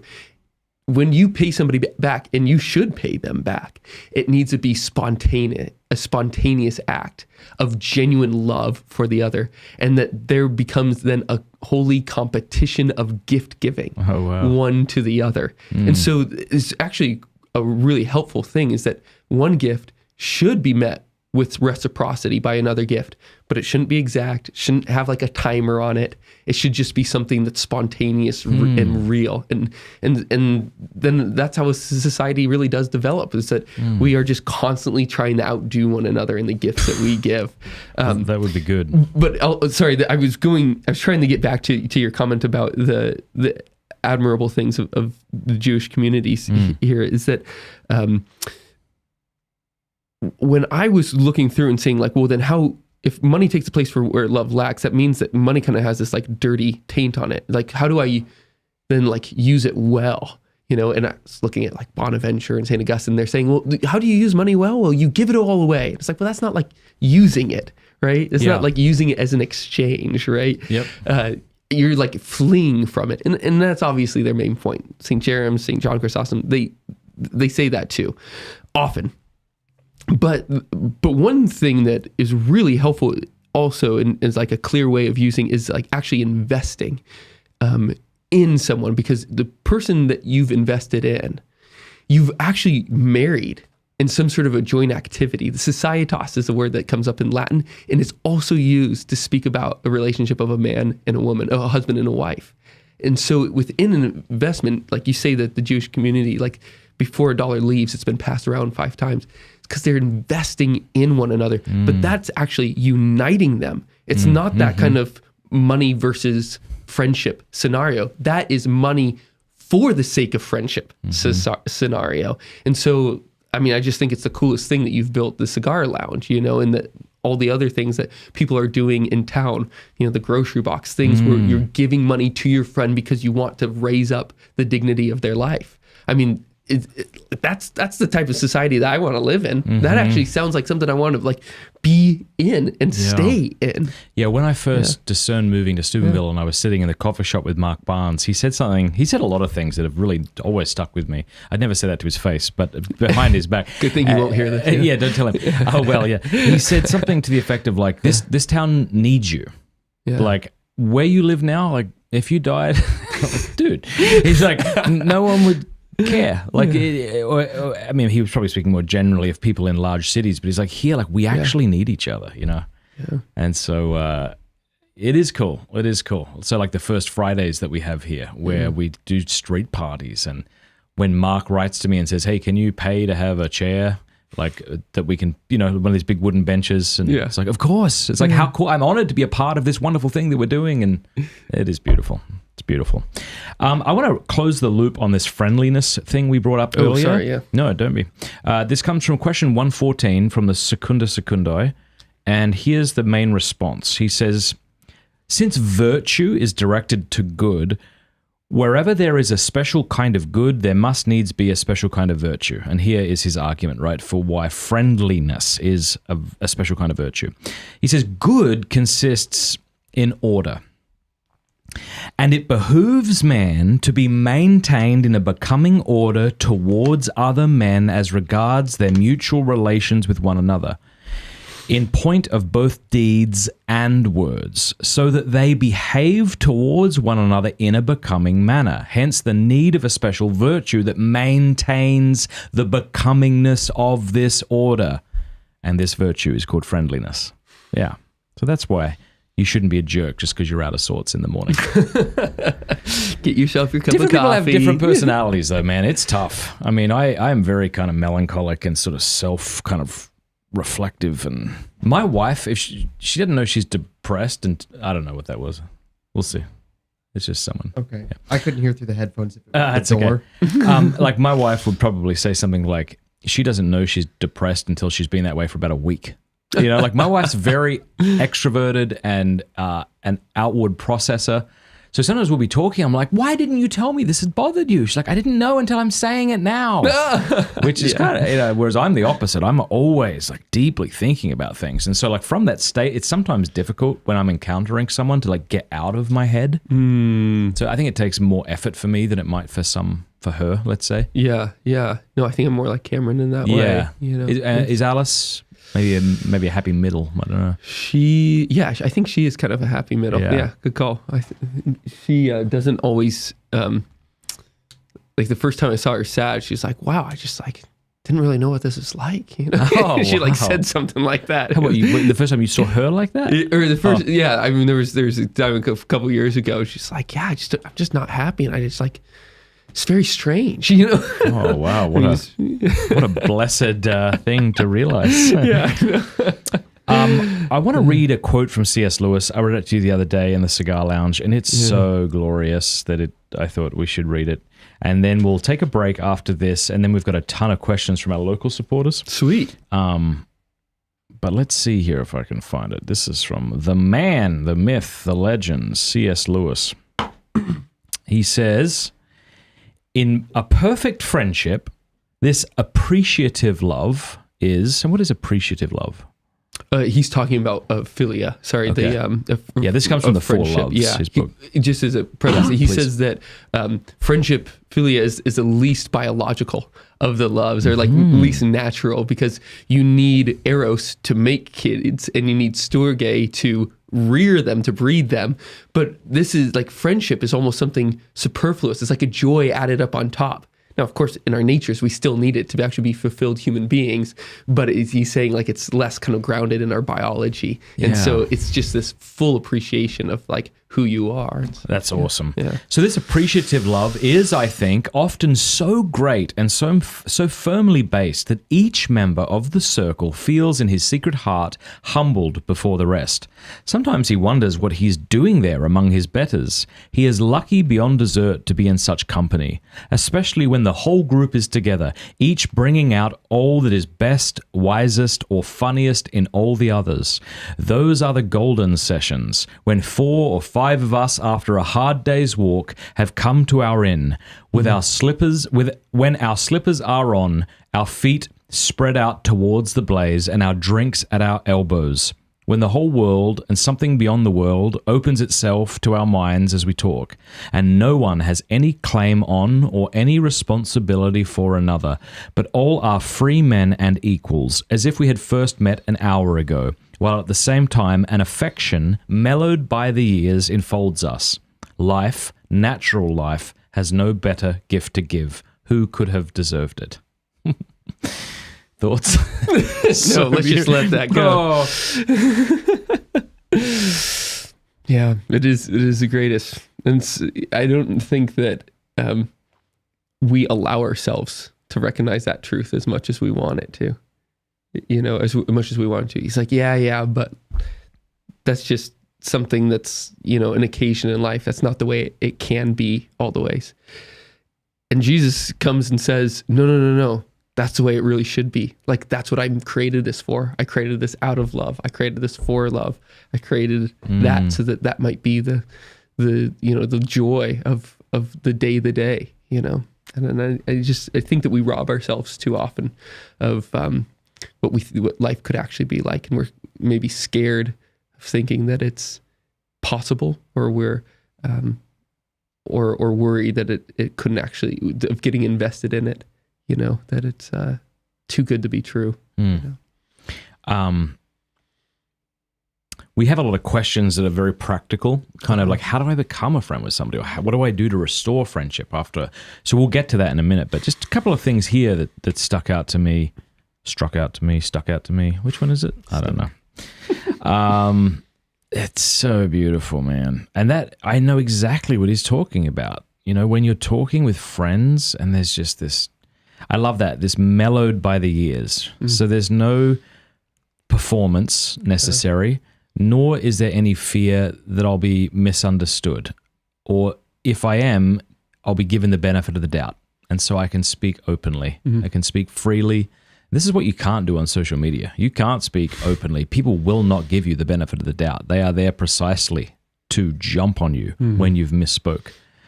But whereas in friendship, because I know you or because you know me, if I say something that sounds completely out of sorts or maybe even evil, you might be like, what did you mean by that? Yeah. And I'll tell you, and hopefully you misunderstood me. you know? But I don't have to. Okay, that is evil. No, sorry. Yeah, that is terrible. You are a horrible person.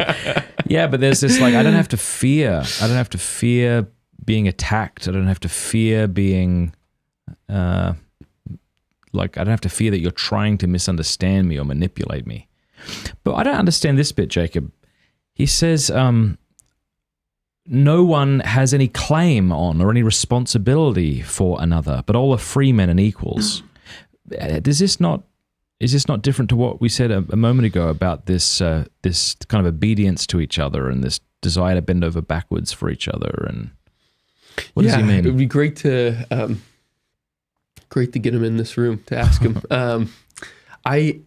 I suspect that it's not a contradiction, but let's kind of push it as far as we can.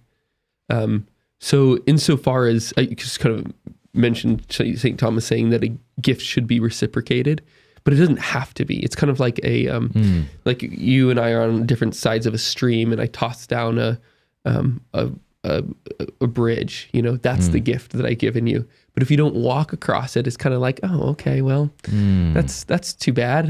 That hurts. You feel that void, in some way. Yeah. Even though you are not required, at all. It's just love going unfulfilled in that regard. Because gift is kind of some sort of sacramental, effort to unite with the other. Like it's the mode by which we unite with the other person. If love is both that benevolence, that goodwill we have for the other, and uniting with them, gift is kind of a means to do so. It's that bridge that we can walk across.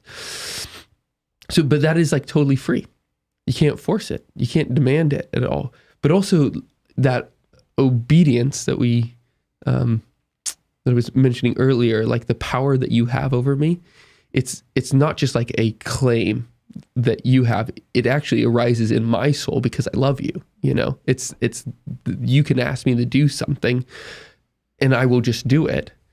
But that's based upon the disposition and orientation that's in me, not it's over not, some authority that you have. Does that make sense? Yeah, no, it's not an external constraint. It comes from within. And we could still say that it's bad if I don't do it. I think that's actually fair. So this is where I would love to have someone push back on me, is to say if I'm free at home and I'm just by myself and there's nothing going on, and you ask me to come in, or Cameron asked me to go pick up the kids or something like that, and drop them off at your house, and it's I should be condemned for not doing that. That's bad, even though there's total freedom to say no. But wouldn't you say condemned by someone who's in a place to condemn you, your wife? No, I mean maybe God would condemn me for that. Yeah. Sorry. I was just thinking that it. Well, fair enough. Maybe I misunderstood, but it would be inappropriate for the closer someone is to you, the more they understand where you're at, what you could have done, why you chose not to do it. So I could imagine, for example, if let's use the same analogy, but to use it backwards, if your wife asked me to go do something, I to look after Blaze or something like that. And if I am I don't want to do it, so no. And then my wife finds out I had nothing on and I'm just watching King of the Hill all day. She was like, what? Then she could kind of correct me, totally, in a way that Thursday probably couldn't, because he doesn't know my world and he doesn't know what I was doing that day necessarily. Right. And I guess I just meant by it that you could be, you're correctable. Yeah. And some yeah. That's it. But I would be interested if somebody had a pushback on that. Yeah. Mm-hmm. All right, let's take a break. And when we come back, we have a bunch of questions from our local supporters. Sweet. So if you haven't yet got the app Hallow, what are you doing? If you have a smartphone, go and download Hallow. But first, go to hallow.com/MattFradd. Hallow is the #1 Catholic prayer and meditation app on the web. And it's fantastic. And it actually beat TikTok recently as far as in the App Store. Did you know that? It's crazy. No, I didn't. It's legit. Hallow.com/MattFradd. Go over there, sign up. You'll get 3 months for free. If at the end of the 3 months you don't want it anymore, you can quit and you don't have to pay a cent. They have sleep stories. They'll help you pray the rosary. It's really fantastic. Also, if you've got kids, it's nice to play little sleep stories for them. Hallow, HALLOW.com/MattFradd. Matt Fradd. Click the link in the description below. I want to say thank you to a new sponsor, everythingcatholic.com. Maybe you like Amazon, but you're tired of giving them money. What if you could give your money to a Catholic company that sold everything Catholic, and in so doing not only support that Catholic company, but support Catholic artisans and craftsmen as well? I've got a bunch of stuff that they just sent me. We have a Chrism scented bee wax candle, which Thursday thinks smells delightful. We even have Chrism lotion cream. They have rosary bracelets. They have kids' books. They have... What is this? This is like a Mary doll for your children. Rosaries, kids' books, all sorts of stuff. Go to everythingcatholic.com right now, and when you use the promo code PINTS, you'll get 15% off. So go support an excellent Catholic company, as well as I say, excellent Catholic small businessmen and craftsmen. Everythingcatholic.com.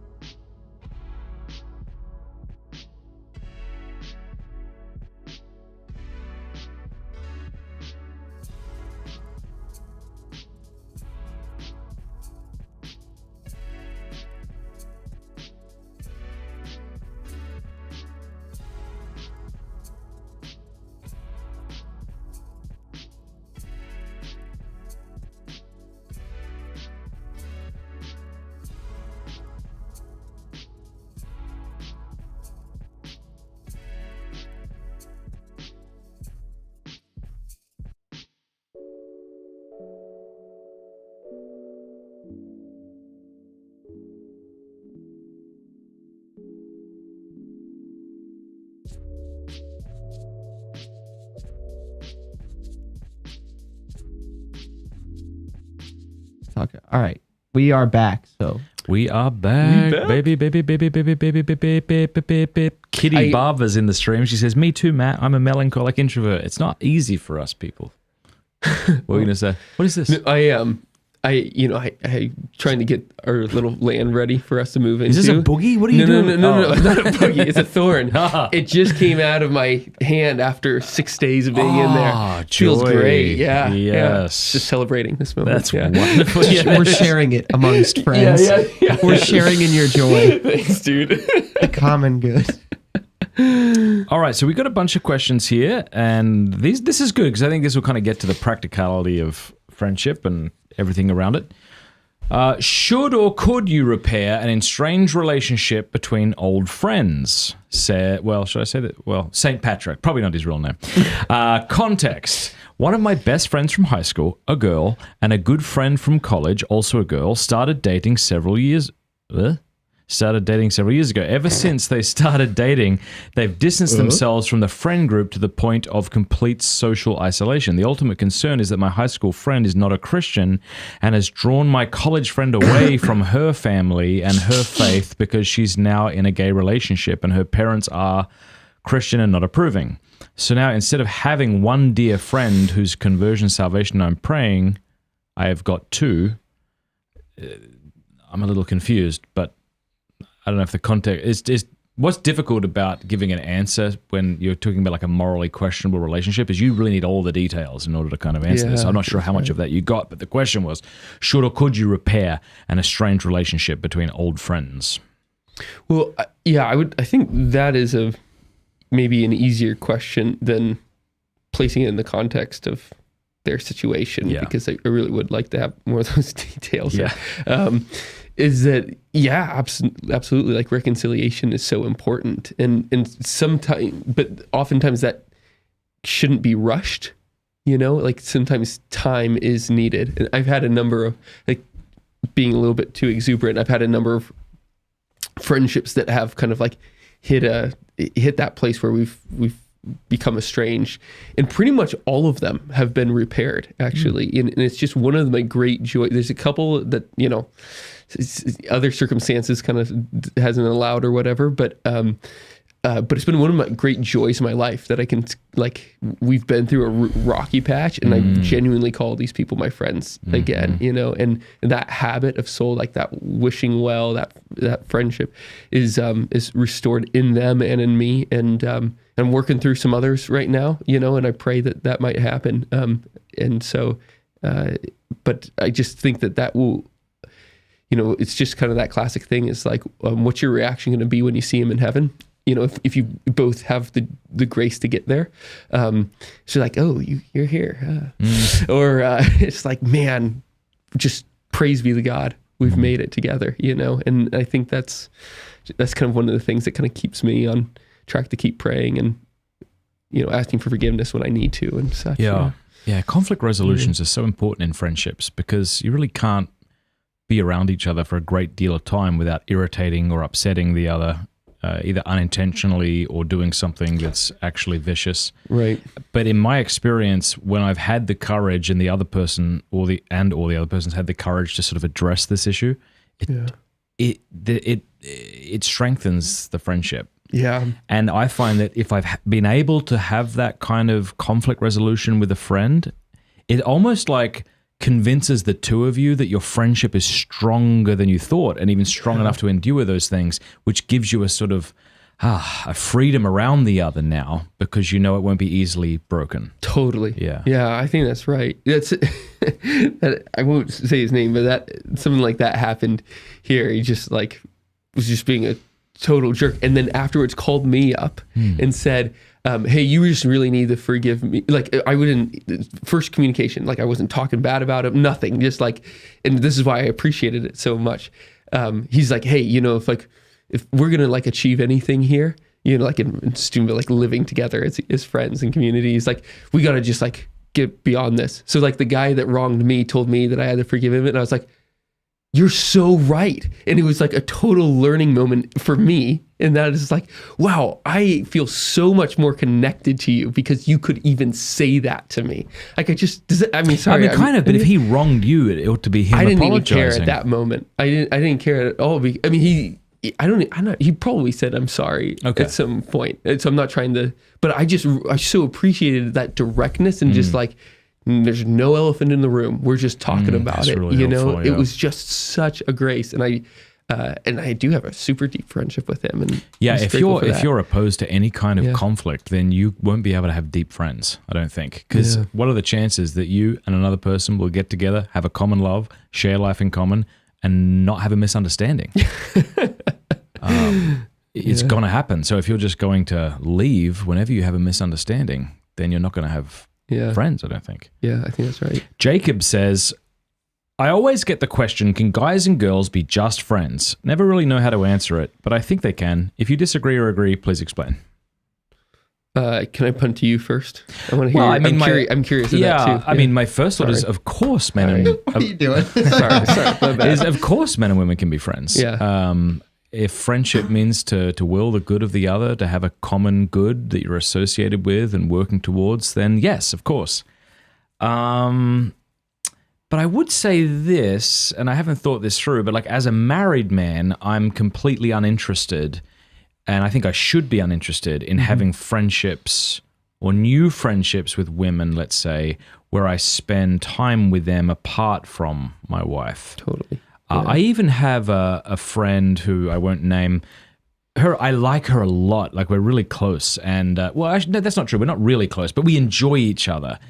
But whenever she texts me, it'll be me and her husband. Because we're all friends. We all know each other. Yeah. So it's not weird to have the guy in the text chain. He's not an accountability partner. No. He's another buddy. No, but I'm sure, I haven't asked her this, and I wouldn't because I think it would be an appropriate question, but I think it is to try to no, I shouldn't be having an ongoing text relationship with someone else's husband when I'm married. Yeah. But since we all like each other and we all want to see each other's texts, you see? I wouldn't be interested in having a friend. If by friend you mean spending unnecessary time together. Yeah.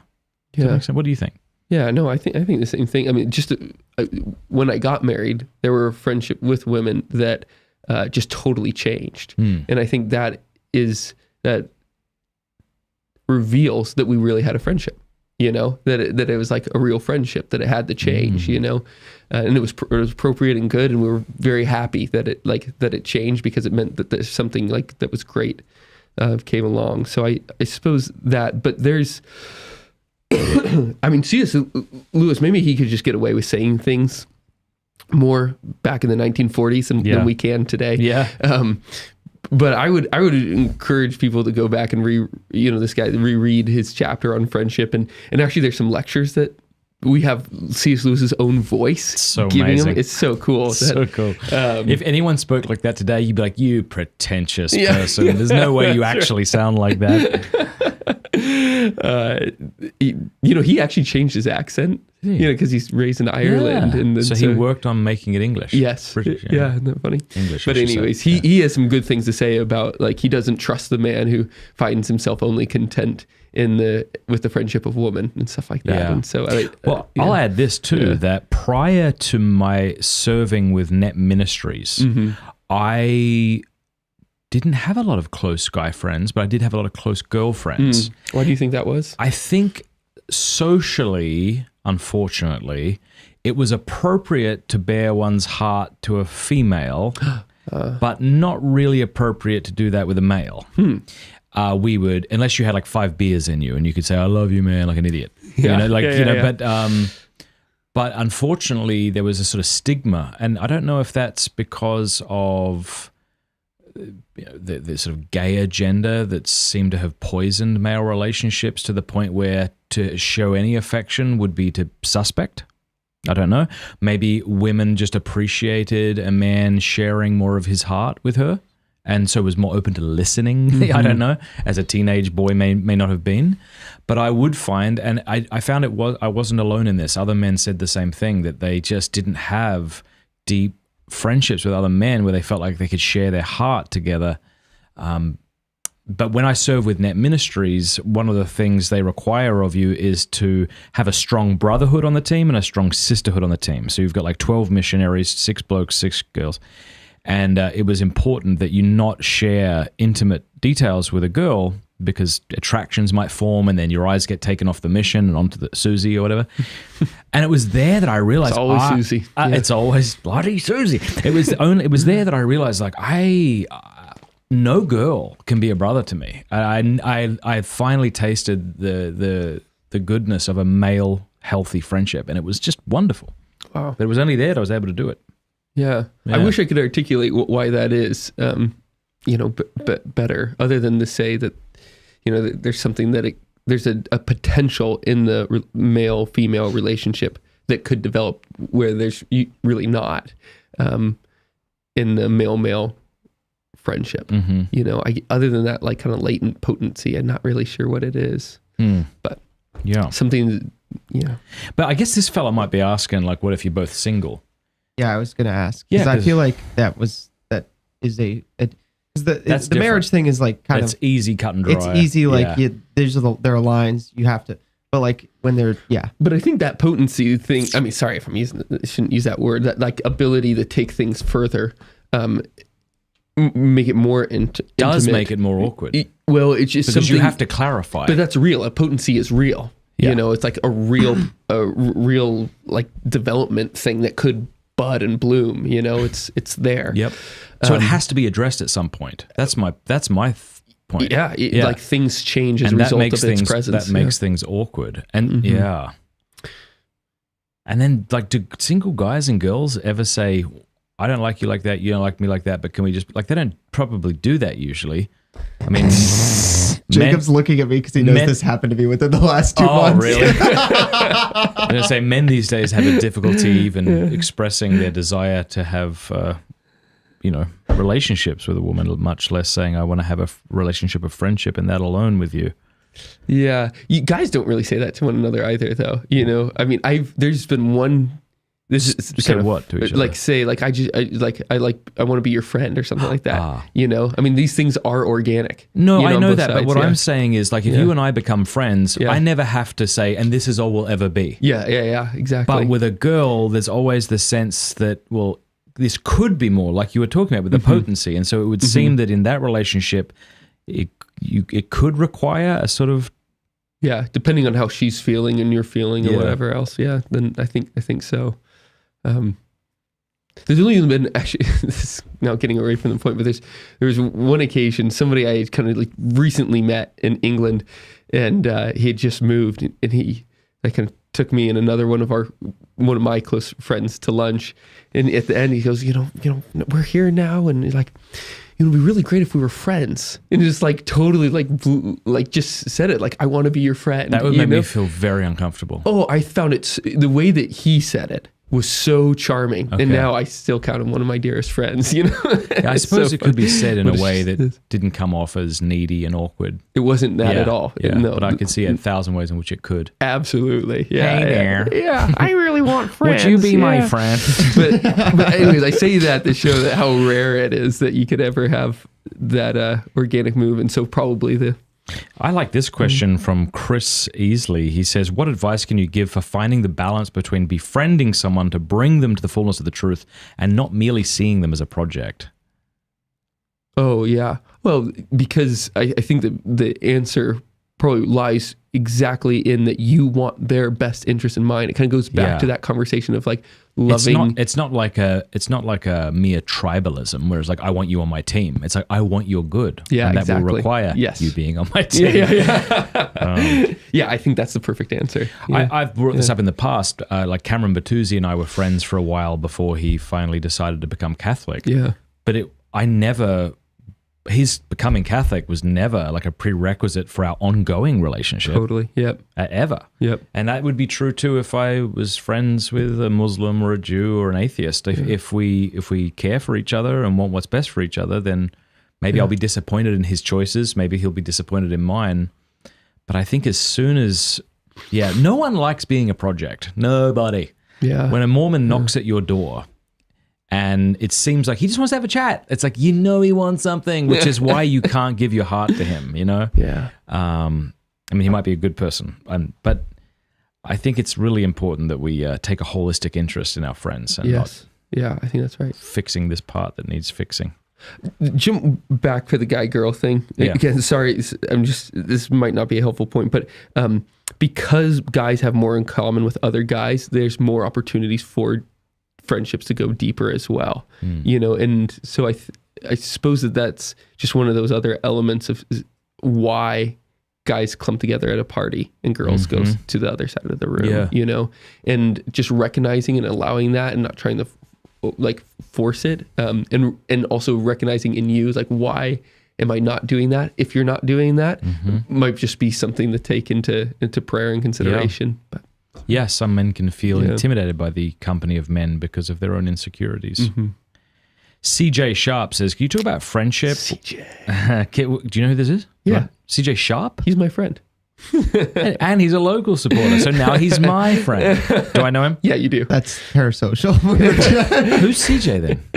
CJ moved to town a few months ago. He works for the city. He has a couple beautiful daughters. Oh my Eleanor is, he told you, I think he mentioned to you, last time the three of us were together, he mentioned to you Peter Craif's line about Sam just wanting to be at the end of the day with Eleanor on his lap and his daughter's things. Oh, of course. Yeah. Okay. Sorry. It's hard because his, what do you call those things? Not emoji. Image, his image is like the Sacred Heart of Jesus. And I knew that wasn't CJ. So it was difficult to make the connection. Okay, he says, can you talk about friendship when it comes to more verbal, less verbal activities? Example, coming over dinner or drinks versus working out or playing sports. Oh, Right. yeah. Well, so one thing that I like to think about for the development of friendship is that there's some sort of like necessity in the activity that you're doing. Obviously, like luxury activities are fine to do, like, working out within reason or like playing sports within reason or whatever. But like CJ, he came over to my house on the land and taught me how to put in vinyl flooring, like that is something that I appreciated even more than like the dinners like together that I found because there was like, the one was just kind of a great cherry on top. Of course I enjoy that. It's so much fun. But that is just like, you just like enabled me to do something that otherwise I could not do. Yeah. And that necessity actually builds more affection because it begins to change your life in a real way. And that's really what's so rich about friendship, is that it really starts to change your life, not just your evenings, not just like an evening or something like that. Kathleen Marie says, what do you do when you're always the one instigating things in a friendship? So when you feel like you're trying to carry this thing, you're like, I do want to, I keep saying the words, do life with you, like live life in common with you. I want that. But there's probably times, we just talked about it here, right? We've got so many people in this town that we could be friends with, but we can't because there's too many of them. And so naturally there's going to be instances where someone would like to be in a more, what would you say, intimate relationship than the reciprocator does. Yeah. Or the non-reciprocator in this instance. Yeah, I don't think I have anything profound to say about that. You just sometimes have to recognize that, not be hurt by it, and move on. Something like that. I think that's actually really good advice. Yeah. Back to this idea of like, no one owes you anything. And you wouldn't want them to feel obligated to owe you anything. Yeah. I mean, if you found out that they felt obligated, I got to get back to John or whatever, you'd feel so embarrassed that you probably wouldn't want to be friends anymore anyway. Totally. Yep. Yeah. Does Jacob feel, this is, let's see, Essorer the Warrior?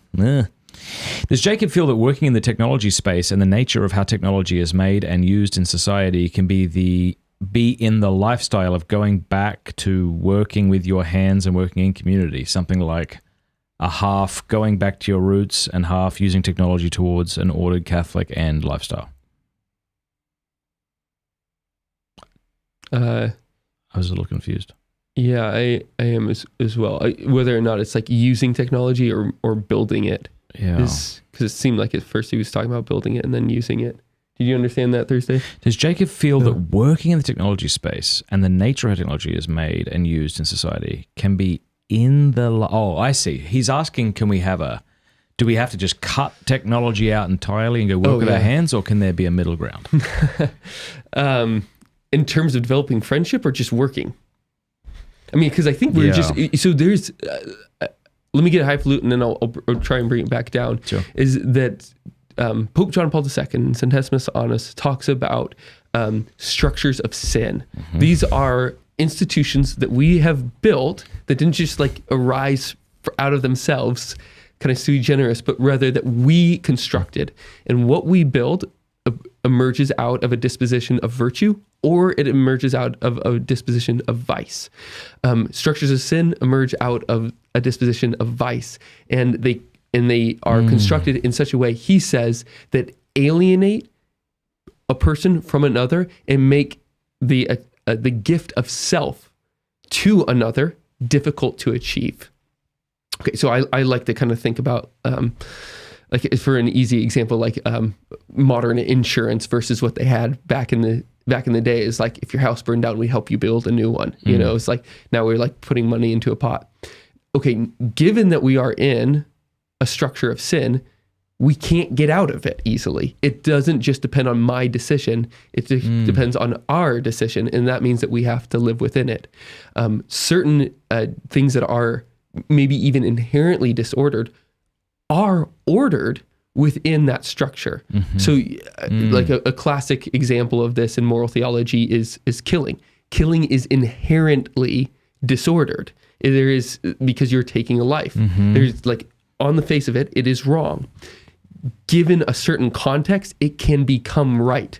Just war, for instance. And so these are like examples are very commonplace. And so I think that the questions about technology might fall into that category within the modern world. Is like, how much can we actually flee this? We would love to be able to do that more and more, so that, as John Paul II says, we can default towards that gift of self towards another more and more.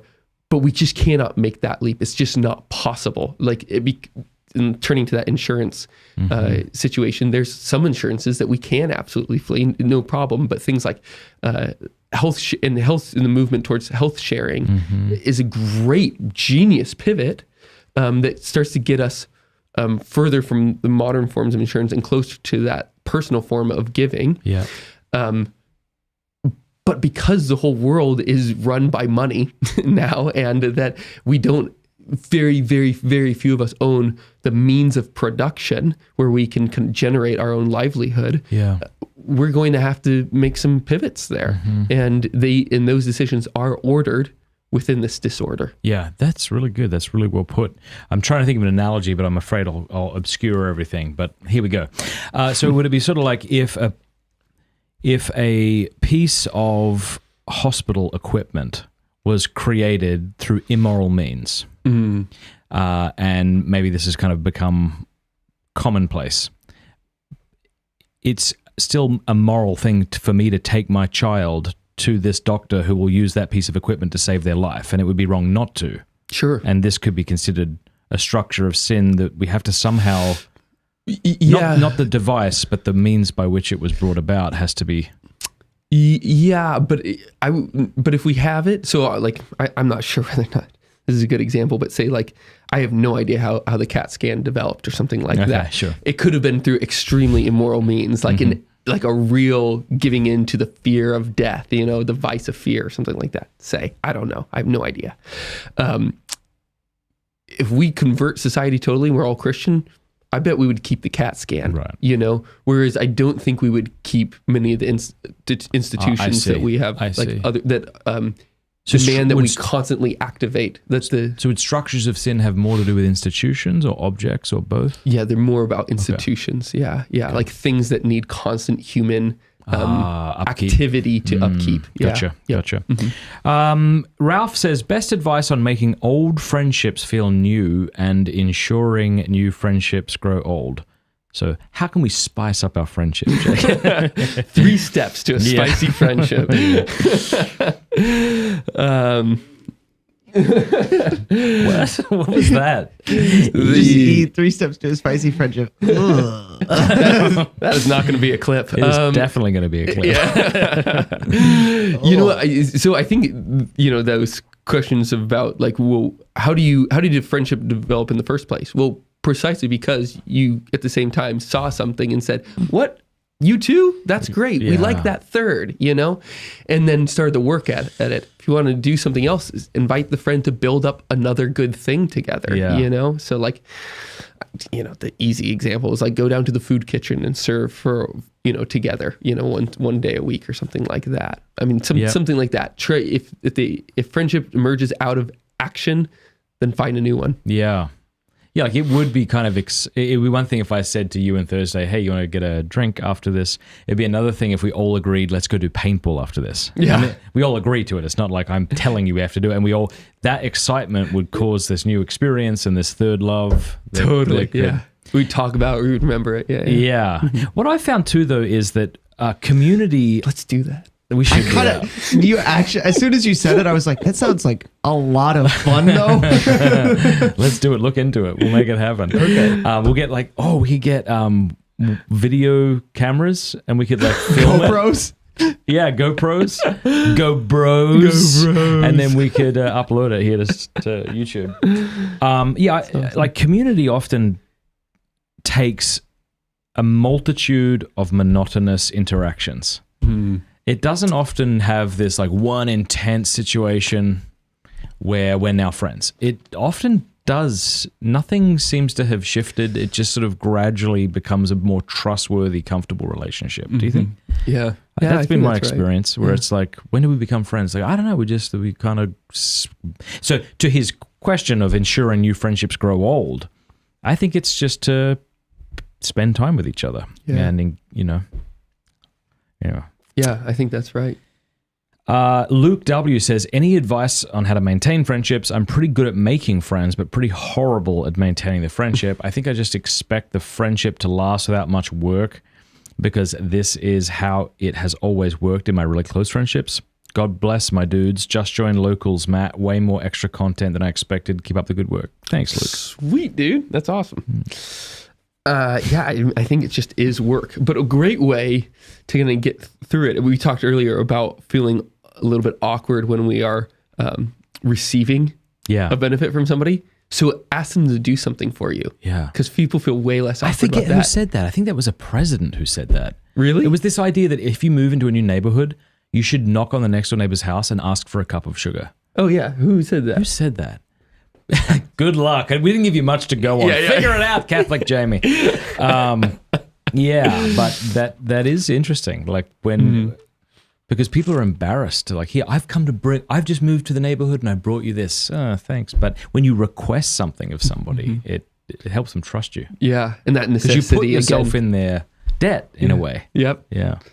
I was at our land the other day. Like I can't remember what task we were doing, but Alice drove off with my keys. Oh yeah, I was dropping something off in our truck, and I left my phone at home because it was like the weekend. Oh, this is like electric keys. Like you don't plug them into the wheel. Is that why she was able to drive off with that? Oh, two cars. Yeah, okay. We took 2 cars. Yeah. So she was bringing the kids. I had to transport something, and so she drives off. I don't have keys and I don't have a phone, and so I had to like walk over to like the next guy's house. It was like it wasn't far, it's like a half mile away or something like that. I was like, hey, I'm moving down the street. And it was really awkward when you started screaming at Alice over the phone, being in this guy's house.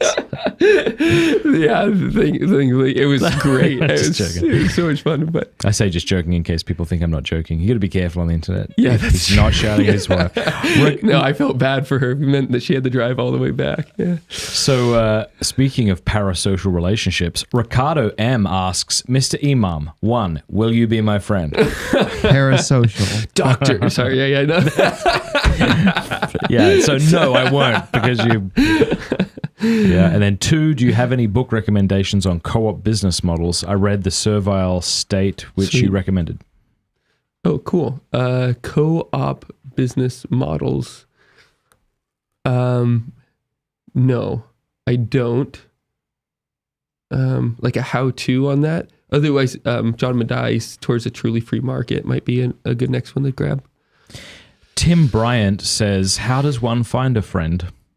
Been looking for a while for a good friend, but can't seem to find one. Oh, I'm sorry. Tim, can you move out of the city? That might be honestly, I think like part of the radical move that Christians have to do to be like an identifiable person as following Christ again is going to demand us moving, kind of once and forever, move the last move, to move the end all moves. That's a good question. Mm-hmm. I mean, if you're in an environment where you got to drive 40 minutes just to see someone that you kind of know, that's not going to be conducive to the growing of a friendship. But if you are able to move to a town or an area that maybe has a vibrant Catholic community or something that you can sort of plug yourself into and your family into if you're married, that might be what's required. Because here's a question that kind of is on the heels of that, like how necessary is friendship? And by friendship, I'm talking about what we mean by friendship and not some kind of, how necessary is it? Like maybe he doesn't need one. Like, do people not need friends? Is that possible? Where they can just kind of go throughout their life and just have a few good friends they email from time to time? And I think those are the major exceptions, and we call them hermits. Yeah. I was just thinking that. Yeah. No, so yeah. Then no, I have nothing else to say, but it's a good point because I did actually think, well, one of the exceptions, I guess, would be a hermit, or you think monks who live a very strict monastic rule, and so there isn't a lot of time for engagement. There's a sort of supernatural friendship in that we're praying and supporting each other, but it's not what we usually mean when we say friendship. But I like that. It's kind of like other things in life where it's like, yes, it's possible, but have you met you? It probably isn't. Like you have to be sort of self-aware to see if it actually is. It was Ben Franklin. 10 minutes later, you're fired. Wow, that was not 10 minutes. And based on what you gave me to go on, cup of sugar, president, I don't know which country. So what did he say? What does it say there? He who has once done you a kindness will be more ready to do you another than he whom you yourself have obliged. That's pretty much exactly what we said. That is, and we said it as cool as that. Yeah. About the monk too, I mean, we can't dismiss the fact that the friendship with the saints are extremely real, and their presence is not a joke. I would also say that because monks oftentimes are like working, that their friendships towards their other brothers are going to be maybe seem more utility based. Like it's going to emphasize that part of the friendship because they're getting the cabbage and giving it to another, or they're brewing the ale and then feeding one another, something like that. And with the hermit, like the people that are dropping off food are still like people that they're nourishing in prayer, and there's some reciprocality there that's there. I think that there's just a part of our soul that is built to receive the person of another, so it's going to find some way to do that if you're going to reach perfection.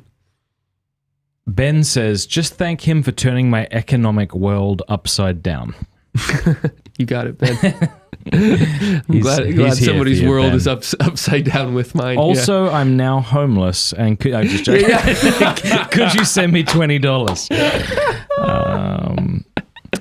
A Britain or Britain says, how can groups of men better encourage each other to strive for real masculinity or holiness and love for their wives and God instead of pseudo-masculinity and depravity proposed by our modern culture? It's so true. It feels like the more we've moved away from authentic, substantive masculinity, the more we've felt the need to idolize the accidents of masculinity. So I've got huge muscles and a beard and tattoos and no friends. Yep. Or no concern for my wife, but I am into porn and fornicate a bunch because I'm a dude. It's like, no, you got it completely backwards. Yeah. I sent you a couple good ones in Slack. Oh, too. thank you. How can we encourage that? I mean, you encourage that within friendship. I mean, in order, podcasts could do it, but they're so impersonal. Having someone in your life who can invite you to the great adventure of masculinity. Like, I'm responsible for my wife and children. I mean, to use an analogy, it would be like if we were kind of making our way over a war-torn field and I got to get them to safety.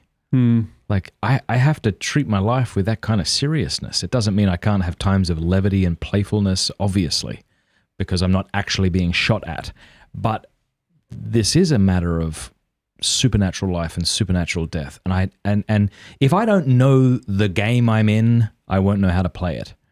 If I don't know the reality of heaven and hell and the effects of my actions, then I'll squander everything. So I need to come to know that God exists, that Jesus Christ is King, He's Lord, He's conquered, and He's calling me to pick up arms. But if I don't actually believe that, then it'll feel like LARPing, or it'll just be a distraction.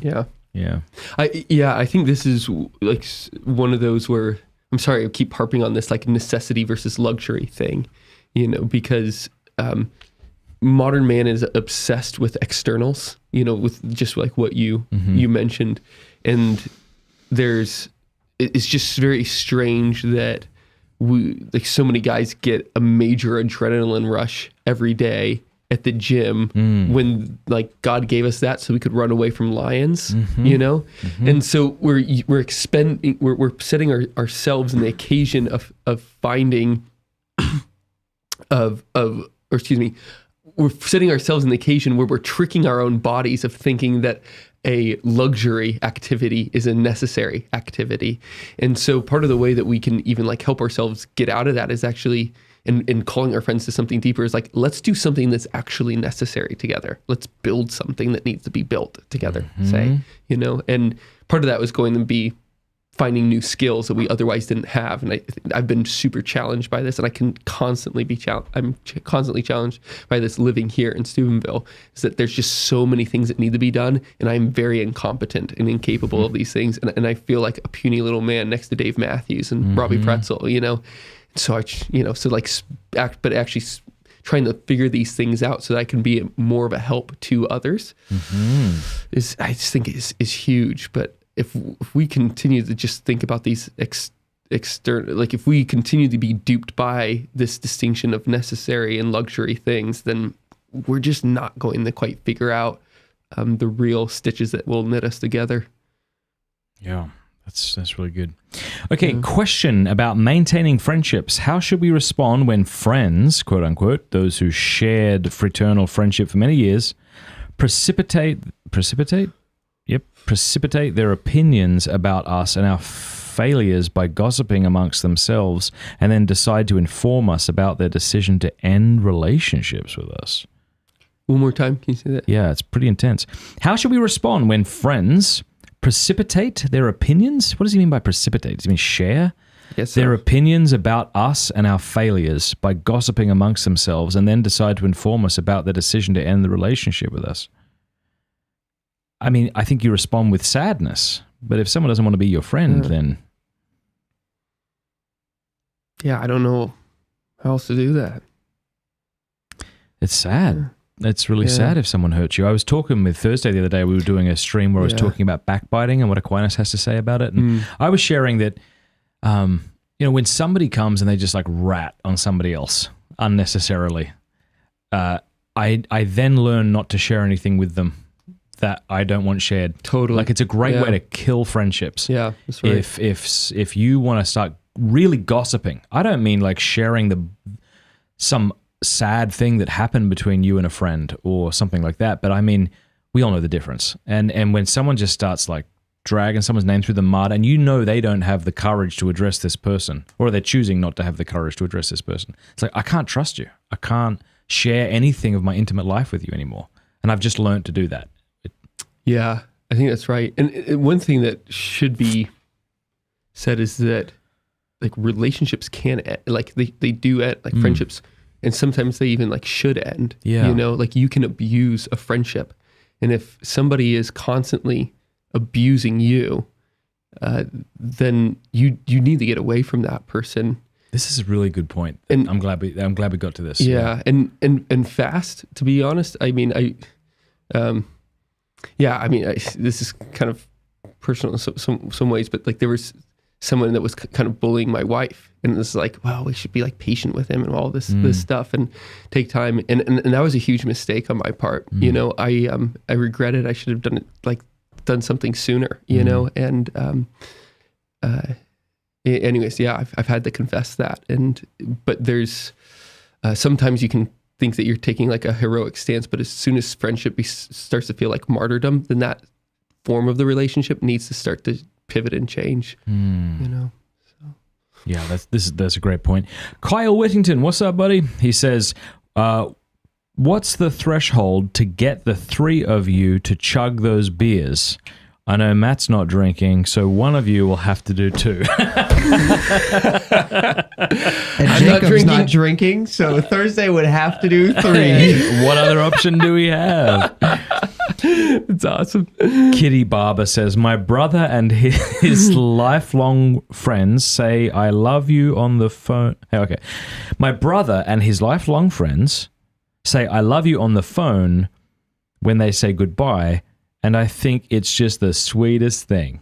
Can you please bring this up and encourage men to do this? I put the second part in there. Oh, I see. Okay. It's not so much like that specific thing, but just like when you're close with a male friend, you should be willing to express, like, be open that you have affection towards them.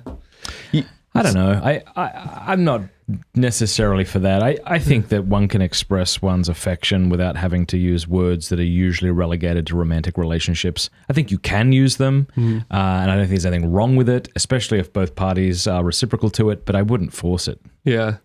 Alex Plato does that, and I love it. It comes so naturally from him. It does, yeah. Yeah. Yeah, it's not at all forced, and it's just like, yeah, man, I love you too. Yeah. It's just wonderful. I love spending time with you. Thank you. Thank you. Yeah, that's the worst. I've gotten that before. That was great. Yeah. This is actually funny, and my wife might be upset for me sharing this, but the first time my wife said to me, I love you, was actually when she mistakenly thought I said to her, I love you. And to be fair, it really wasn't her fault. I was praying. So we were together and I said something like, God, I love you. And I was actually talking to God. Like, God, I love, like something like that. She said, I love you too. And Actually, so there's a good excuse. If your girl doesn't respond with "I love you," be like, "I wasn't even talking to you. Yeah, I was talking to the saints and angels. Yeah. Get over yourself, you big weirdo." Here's a question. I was on an episode of the podcast I'm Doing Great, and I just had such a great time. I want to reiterate that again. The fella who runs that and the Sheila who wasn't there when I got interviewed are wonderful people, and it was a great podcast. And he said to me, "Would you consider your wife your best friend?" And I think I said, "Yeah." And he struggled with that because he thought, I don't know, it kind of cheapens what your marriage is if you call your wife your best friend. But he wasn't sure. He wasn't making that statement. We were just kind of bantering back. But what would you say about that? You know what? Alice actually has a hot take where she thinks that the invention of the best friend is just a modern invention of somebody scraping at some sort of permanence that our world really doesn't allow. Alice, Imam, get on the phone right now. Yeah. Put her on speaker. Yeah, she. That's good. So it is a good one because it is to try and expound upon my wife's insight is that we are so transient today. Like we move apart from one another, and in a kind of our nostalgia, grasping at the things that do solidify us and ground us. We think about the people that formed us, and then we hold on to that and we give them a special title, that they then cannot ever escape from unless there's a major falling out. But the only people that we've traditionally given... I really like that. Yeah. Keep going. But the only people that we've ever traditionally given some sort of promise of always being in relationship with is our spouse, And so best friend ironically fits them best because of that. It doesn't cheapen the relationship or the relationship at all or the definition of it at all.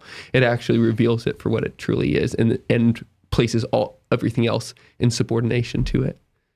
And I wonder too if it comes out of that thing that we ought not to have in friendships, namely jealousy, where it's like you're going to be this special kind of friend for me, and we'll both Yeah, it might come out of an insecurity too, that it's important to me that we both agree that we have this status and that no one else will take it. Yeah. Yeah.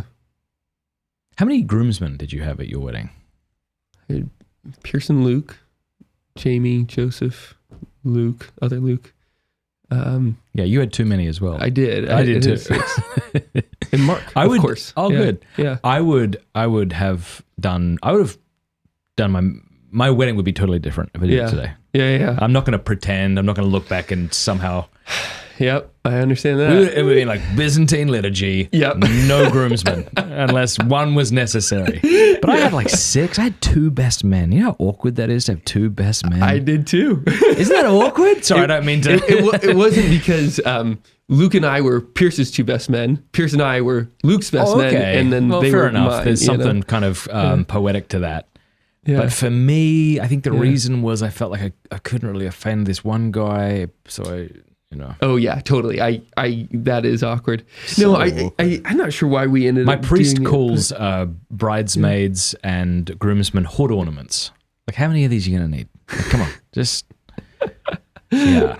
It was a great time. We got together, the night before. I think it's more elegant to just have one witness on either side, right? Tell me about your groom's party or your groomsman's. What are they called? Bachelor party. Tell me about that. Stag do. We call it a buck night in Australia. Bucks night in Australia. Bucks night. That's even better. How did it go? So we all got to Minneapolis on, I think there was a Thursday or Wednesday evening, and then Thursday was kind of the groom's time, and then Friday was the pre-whatever, and then Saturday the wedding. No. Shifted. We got married on a Friday. Doesn't matter. Yeah. Sorry. We got there, and I the first thing we did in the morning was just went off on a walk. We took a hike.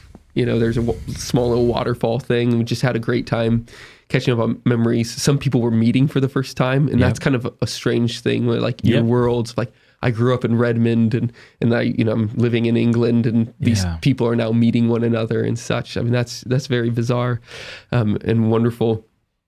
Then there was an idea that we were going to put balloons on our back and then run around and try and shoot them with airsoft. Airsoft, so good, not BBs. So, No. But how would an airsoft it would still puncture the would it? Yeah. We ended up not doing it and still just shooting one another in close proximity, which was pretty fun. Such a cool. That is really a fun game. Okay, now what's an airsoft gun? Because I'm thinking you got a BB gun or a pellet gun. I'm not sure what a pellet When I is. think Airsoft is a BB gun, but Okay. it's plastic BBs instead of metal. Yeah, they're soft. So thank like, you. Okay. It'll sting, but it's not Soft. gonna like implant itself in your skin. And then we went to a nice dinner, and there all my uncles came, and some of my old mentors came as well, and that was just overwhelming because it was like literally it kind of.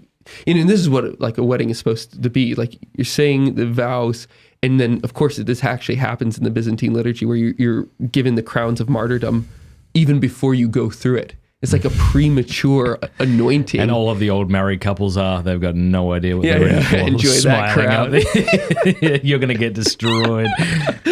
And then you're with everybody that you know and that you love, already celebrating as if you're already at the heavenly banquet because you have now just received Can I get remarried? Is it all that you have needed. Yeah. No, You're like, Jacob's not going to say it. I'm just going to say it. No. because you just received what is necessary for you to get to heaven. And that's what a vocation is. It's like your path to heaven. You've got that.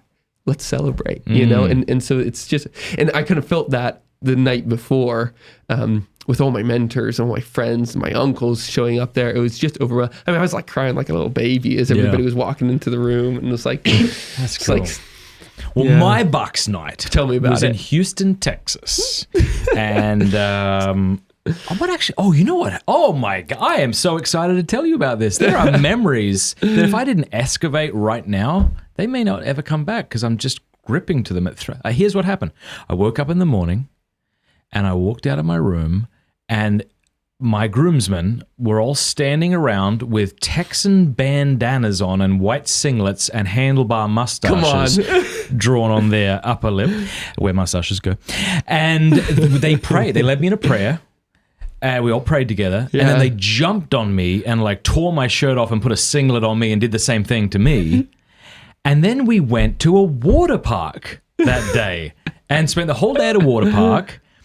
After which, we went to a barbecue restaurant, and then we went to St. Thomas More in Houston, Texas, where we would be married the next day. My wife and I, obviously, not me and the groomsmen.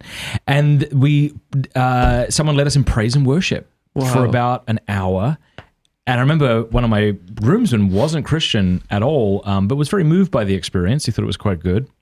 We went from there to our friends, the Brooms, who were our marriage sponsors, Julian Kirk, and he cooked us all a really manly meal filled with meat and that was it, just meat. It was meat and beer.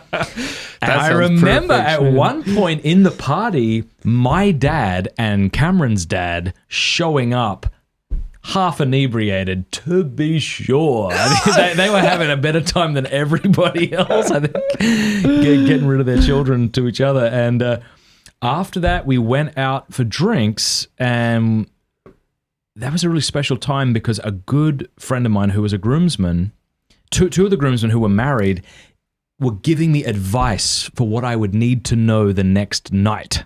Oh. We'll leave it at that. Oh man, yeah. But it was beautiful advice. Was you know? it? Yeah, because I got good friends. You know, they're not vulgar. They're not shameful. They were like, brother. But it was very practical. Don't get me, I don't mean, by not shameful, I don't mean not practical and airy-fairy. No, here's what you should probably, and it was fantastic. It was just so lovely. That was amazing. So big thanks to Todd Ma in particular, who was my best man. That is awesome. Where's Todd now? He's up in Canada. He's in chains. Yeah, of course. And Well, they all are. he's no longer allowed to leave. He's working his in the maple house. syrup camps. Yeah. That's right. Yep. So yeah, that was fun to talk about. That was just a beautiful thing, getting married in Texas. I was so glad that we got married at a church and we had our reception next door in this dinky little hall. That's perfect. Yeah. And neither my wife or I were terribly interested in the aesthetics of the whole thing. Not in a careless sort of way, but just we're preparing for marriage. So the wedding day was exciting, but we were excited about I mean, Right. we had Life. never been Yeah. together as man and wife Yeah. until that night, which was, thank God for that grace. So just to really enjoy that whole day together, man, it was beautiful. Yeah. I remember my friend Mike King woke me up that morning of my marriage day, and we went to get a bagel. Speaking of Jews, we've been speaking of Jews a lot in this episode. Did you just say we went to get a bagel? Speaking of Jews, Yes. What would you rather me say? Speaking of the Chinese? we didn't have would to say that make speaking sense? of anything. Well, no, it's a Jewish bagel shop though, because this actually place where we got married. There was a lot of Jews, and why does it feel wrong to say the Jews? You were assuming Is James it the McCandless. word "the" that precedes it? Like, if I just said Jews, would that be better? Anyway, so I was at this Jewish bagel store, and this old woman was there, and she found out I was getting married, and she looked at me and with tremendous bitterness said, "Run. Just run now." Wow. I wanted to hug her. I'm so sorry your life didn't go the way you planned. I'm so sorry. Yeah, somebody said that same thing to me, and then he did just leave his wife like a year later or something like that. He's like, just don't do it, man. There's still time to get out. Said it with a big smile. A few months later, he's gone. Yeah. How sad. Yeah. That was sad. Yeah, that happens. Gee, that's heartbreaking. I've been married 17 years, and my wife is a mystery to me. The more I get to know her, the more I admire her. I can say that without pretending, without trying to sound one way. Like, she is just such a good human being. Here's one example. It's a very little example, but what I've noticed on airplanes is that if there's a family with a kid who's like crying and talking the whole time and is being annoying because he should be because he's a child, and you've put him in a metal tube in the air where no one wants to be bothered. It's not his fault. It's propelling along by mini explosions all throughout the air. Yeah, that's what Barry said. Yeah. I find that if people talk to them, it's usually when you're parked and you're getting your bags, and then everyone's like, "Oh, hey, you did so great," and everyone's very talkative then because they know they're about to leave and they're not committing to a kind of relationship with this person for the next 3 hours. Yep. But my wife's the opposite. I mean, whenever we get on a plane or anywhere, she always like talks to the mother, asks how she can help, is always offering help, giving of herself. She's the like best at she's that. such a good person. Oh my gosh. Yeah, I'm more the person who's like, I'm not even going to talk to them as we're getting off. I don't need to make another friend. But yeah, she's Wasn't so pretending through the flight, not going to pretend now. That's right. What did I want to say? Darn it. Yeah. But you know, That's marriage great. is hard. Marriage is hard as hell. So I'll share this is just another little Well, I funny feel like I thing from should the put a wood. bow on that, unless you're going to ask me about what I just said, because I'm like, marriage is hard as hell. Well, yeah, we can get into that. We got married at Alice's church. Same church. She was received and baptized at 15, and then anyway, so she's received all of her major sacraments there, including wedding, and then went off to her family's farm. They have a horse farm, and when we kind of like snuck away, we actually went to like a little hut thing on the property and like just kind of snuck away so nobody would see us or where we were going. Everybody thought we were going to a hotel or whatever. And so we climb over the fence and back into the meadows, and all the horses came up and stood in a row, like which is apparently when they welcome like their owners or something like that, their masters, and they see even in like a dangerous situation, they'll be there on guard. And it was dark, and so we're walking through, and so they just stood as like soldiers as we're walking by, like escorting Alice. You know, That is beautiful. Isn't that outstanding? Yeah. But So marriage is hard as hell. There's just something about bringing two broken people into a relationship and expecting them to share a house and a bed and children and life together. I mean, no one can be prepared for something like that. It's really, I mean, it's only grace that prepares and sustains you, but all of your childhood expectations and learnings and traumas, they come out. And it's tough. It's so tough. So I don't know. I just think it's important that if we're going to say how wonderful marriage is, I at least want to share, like, it doesn't mean it's easy. Like, loving another broken human being with all of their defenses and your own, my gosh, that's a tough thing. I don't know. I think, was it Fulton Sheen or somebody? Poor Fulton Sheen, he's a repository of all uncertain quotes, but something to the effect of marriage is not hard, it's just that it's humanly impossible. That's awesome. That fits along with it. That whole thing is like, you need the grace of Christ to be able to handle that cross or something like that. Another one of those that are get attributed to him. I don't know. To be honest, I found marriage extremely easy. I've only been married a few years, so give me time to change that come statement. back in 20 years. Yeah. I'll let you know when I'm at 17 years. But it's been so much easier than being a single guy. And like, not because of any like impulses or whatever. It's just that like I always have a friend, and I have a rock solid friend and the best of friends, and she's always looking beyond me, trying to make me better and such. And that, like, that's just great. And it's wonderful. And like sometimes the kids will be annoying or you don't get much sleep because of that. But like actually just interpersonally between Alice and me, it's been it's just been so wonderful. And it's a joy. I like everybody that we know are like unsure about whether or not to get married. We're just like, just do it. It's the best. It's really wonderful. Life, like, and it's, I don't know. Somebody came up to us again on our at a reception or wedding reception. She was Dana and Bill lived right next door to me, like growing up, and she just pulled us aside and said, like, everybody says marriage is hard. It's not hard. You're with the person that you love most of all. Like, you might like yell or sometimes at one another. We've never yelled at one another, praise God. God, I'm waiting to disagree with you. I'm waiting for your lips to stop moving so I can just disagree with this. Marriage isn't hard. Yeah. I'm wondering if there's going to be nuance or if this is it. No, she just said, like, the world is hard. Yeah. This is the one chance that you have to like have a shield and a defense against it. And I know other people's experiences are different, but we, these few years in, that's kind of what it's been felt like for us. Yeah, I want to meet you somewhere because I agree that marriage has been the greatest blessing in my life, and my wife is just my most beautiful friend. It's like if I don't share an experience with her, even orally or over the phone, it's almost like it didn't happen. Like she is so close to me in that way, and I enjoy everything more when she's around me doing it. But no, I think not lately, but I would say several years. Well, see, there's a lot of things that come to batter you about when you're married, right? Like in the beginning, or maybe when you're young and we're healthy and things are great, but life is hard, and people get sick, or babies die, or you or your wife might struggle with some mental illness, and then it's like trying to love each other in the midst of that pain can be very difficult. So there you go. I guess that's it. I guess that's all we'll have to say. You'll say marriage is easy, and I'll say it's hard. Well, but but I think we did hit upon something that was important, is that like life is hard, and just life is hard. Yeah. Like it's, you got two options. You can be crucified on Jesus' left or on Jesus' right, but you're going to be crucified, right? In this life. And I find just like the marriage part of that, like there's new things that come with it, like new relationships, and, new things that like handle, but like the other person as your, the great charge that you have to be with that other person and to guard them and to be guarded by them in some mysterious ways.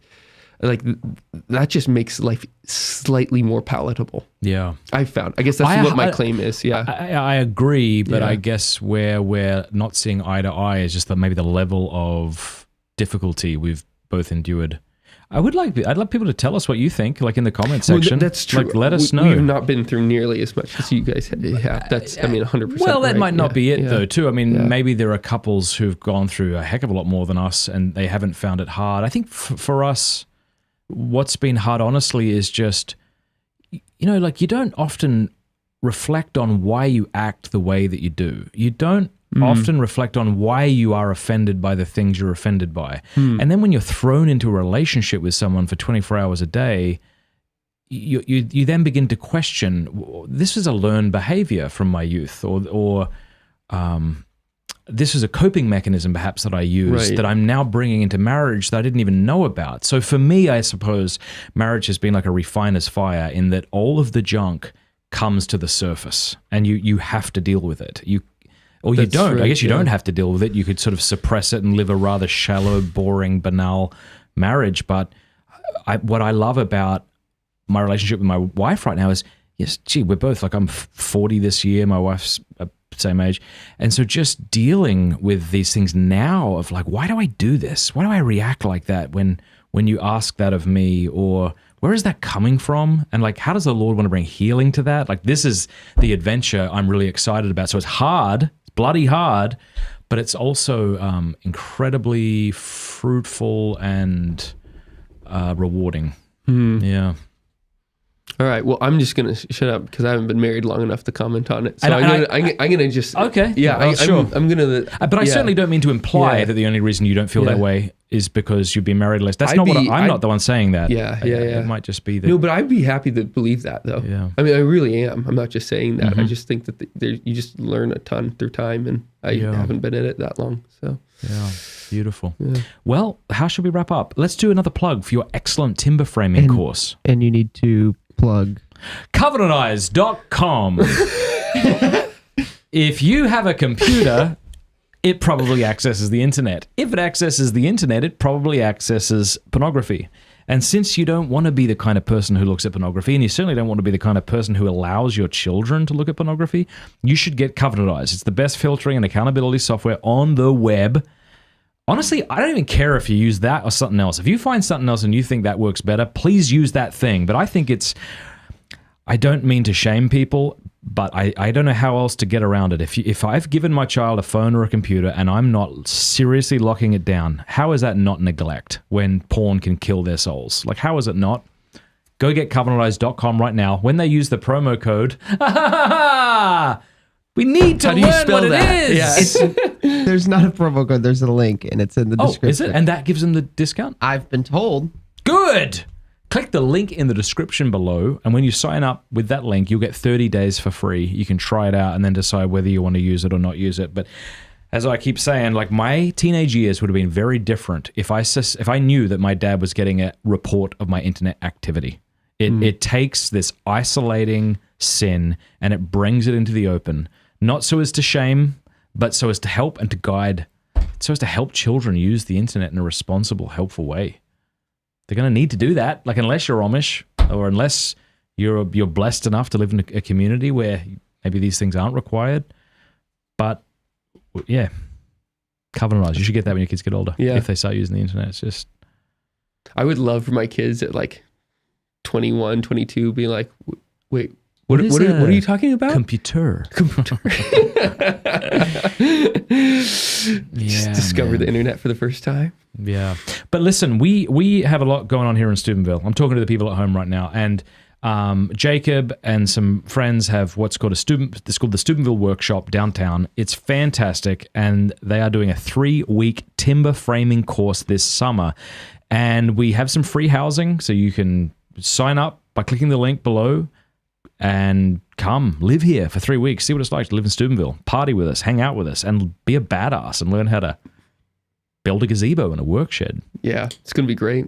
I'm looking forward to learning how to do these things. So. If people want more information, what should they do? Yeah, I think the Thursday link, have the link, in the description below, and would really look forward to spending that time with you as well. It's going to be great. Sweet. Use the promo code. No, I'm just kidding. I should make up a promo code, like Matt Fradd is my spirit animal. Quick, Alex, create that promo code. Yeah. And you pay $10 more for being a heretic. There is no such thing as a spirit animal. The joke's on you. Piss fingers is Alex? my spirit animal. Have you seen the piss fingers meme? No. Wait there, everybody. Wait there. Don't cut the stream just yet. I want Jacob to read this. Hold on. Wait, I bet I still have the picture. I could probably put it on the stream real quick. All right. I'm going to try to find it. None None of this makes sense to you, but it will. Piss fingers? What is, like you missed? Just give us a sec. Oh, I have so many questions about how do you miss so bad. All right, here we go. Did you put it on? Hold on. Did you put it on? Because I've got it right here for him to look at. Is it? All right, I want you to read this Okay. out loud for the people at home. All right? Adopt, don't shop. Meanwhile, on dog shelter websites, this is piss fingers.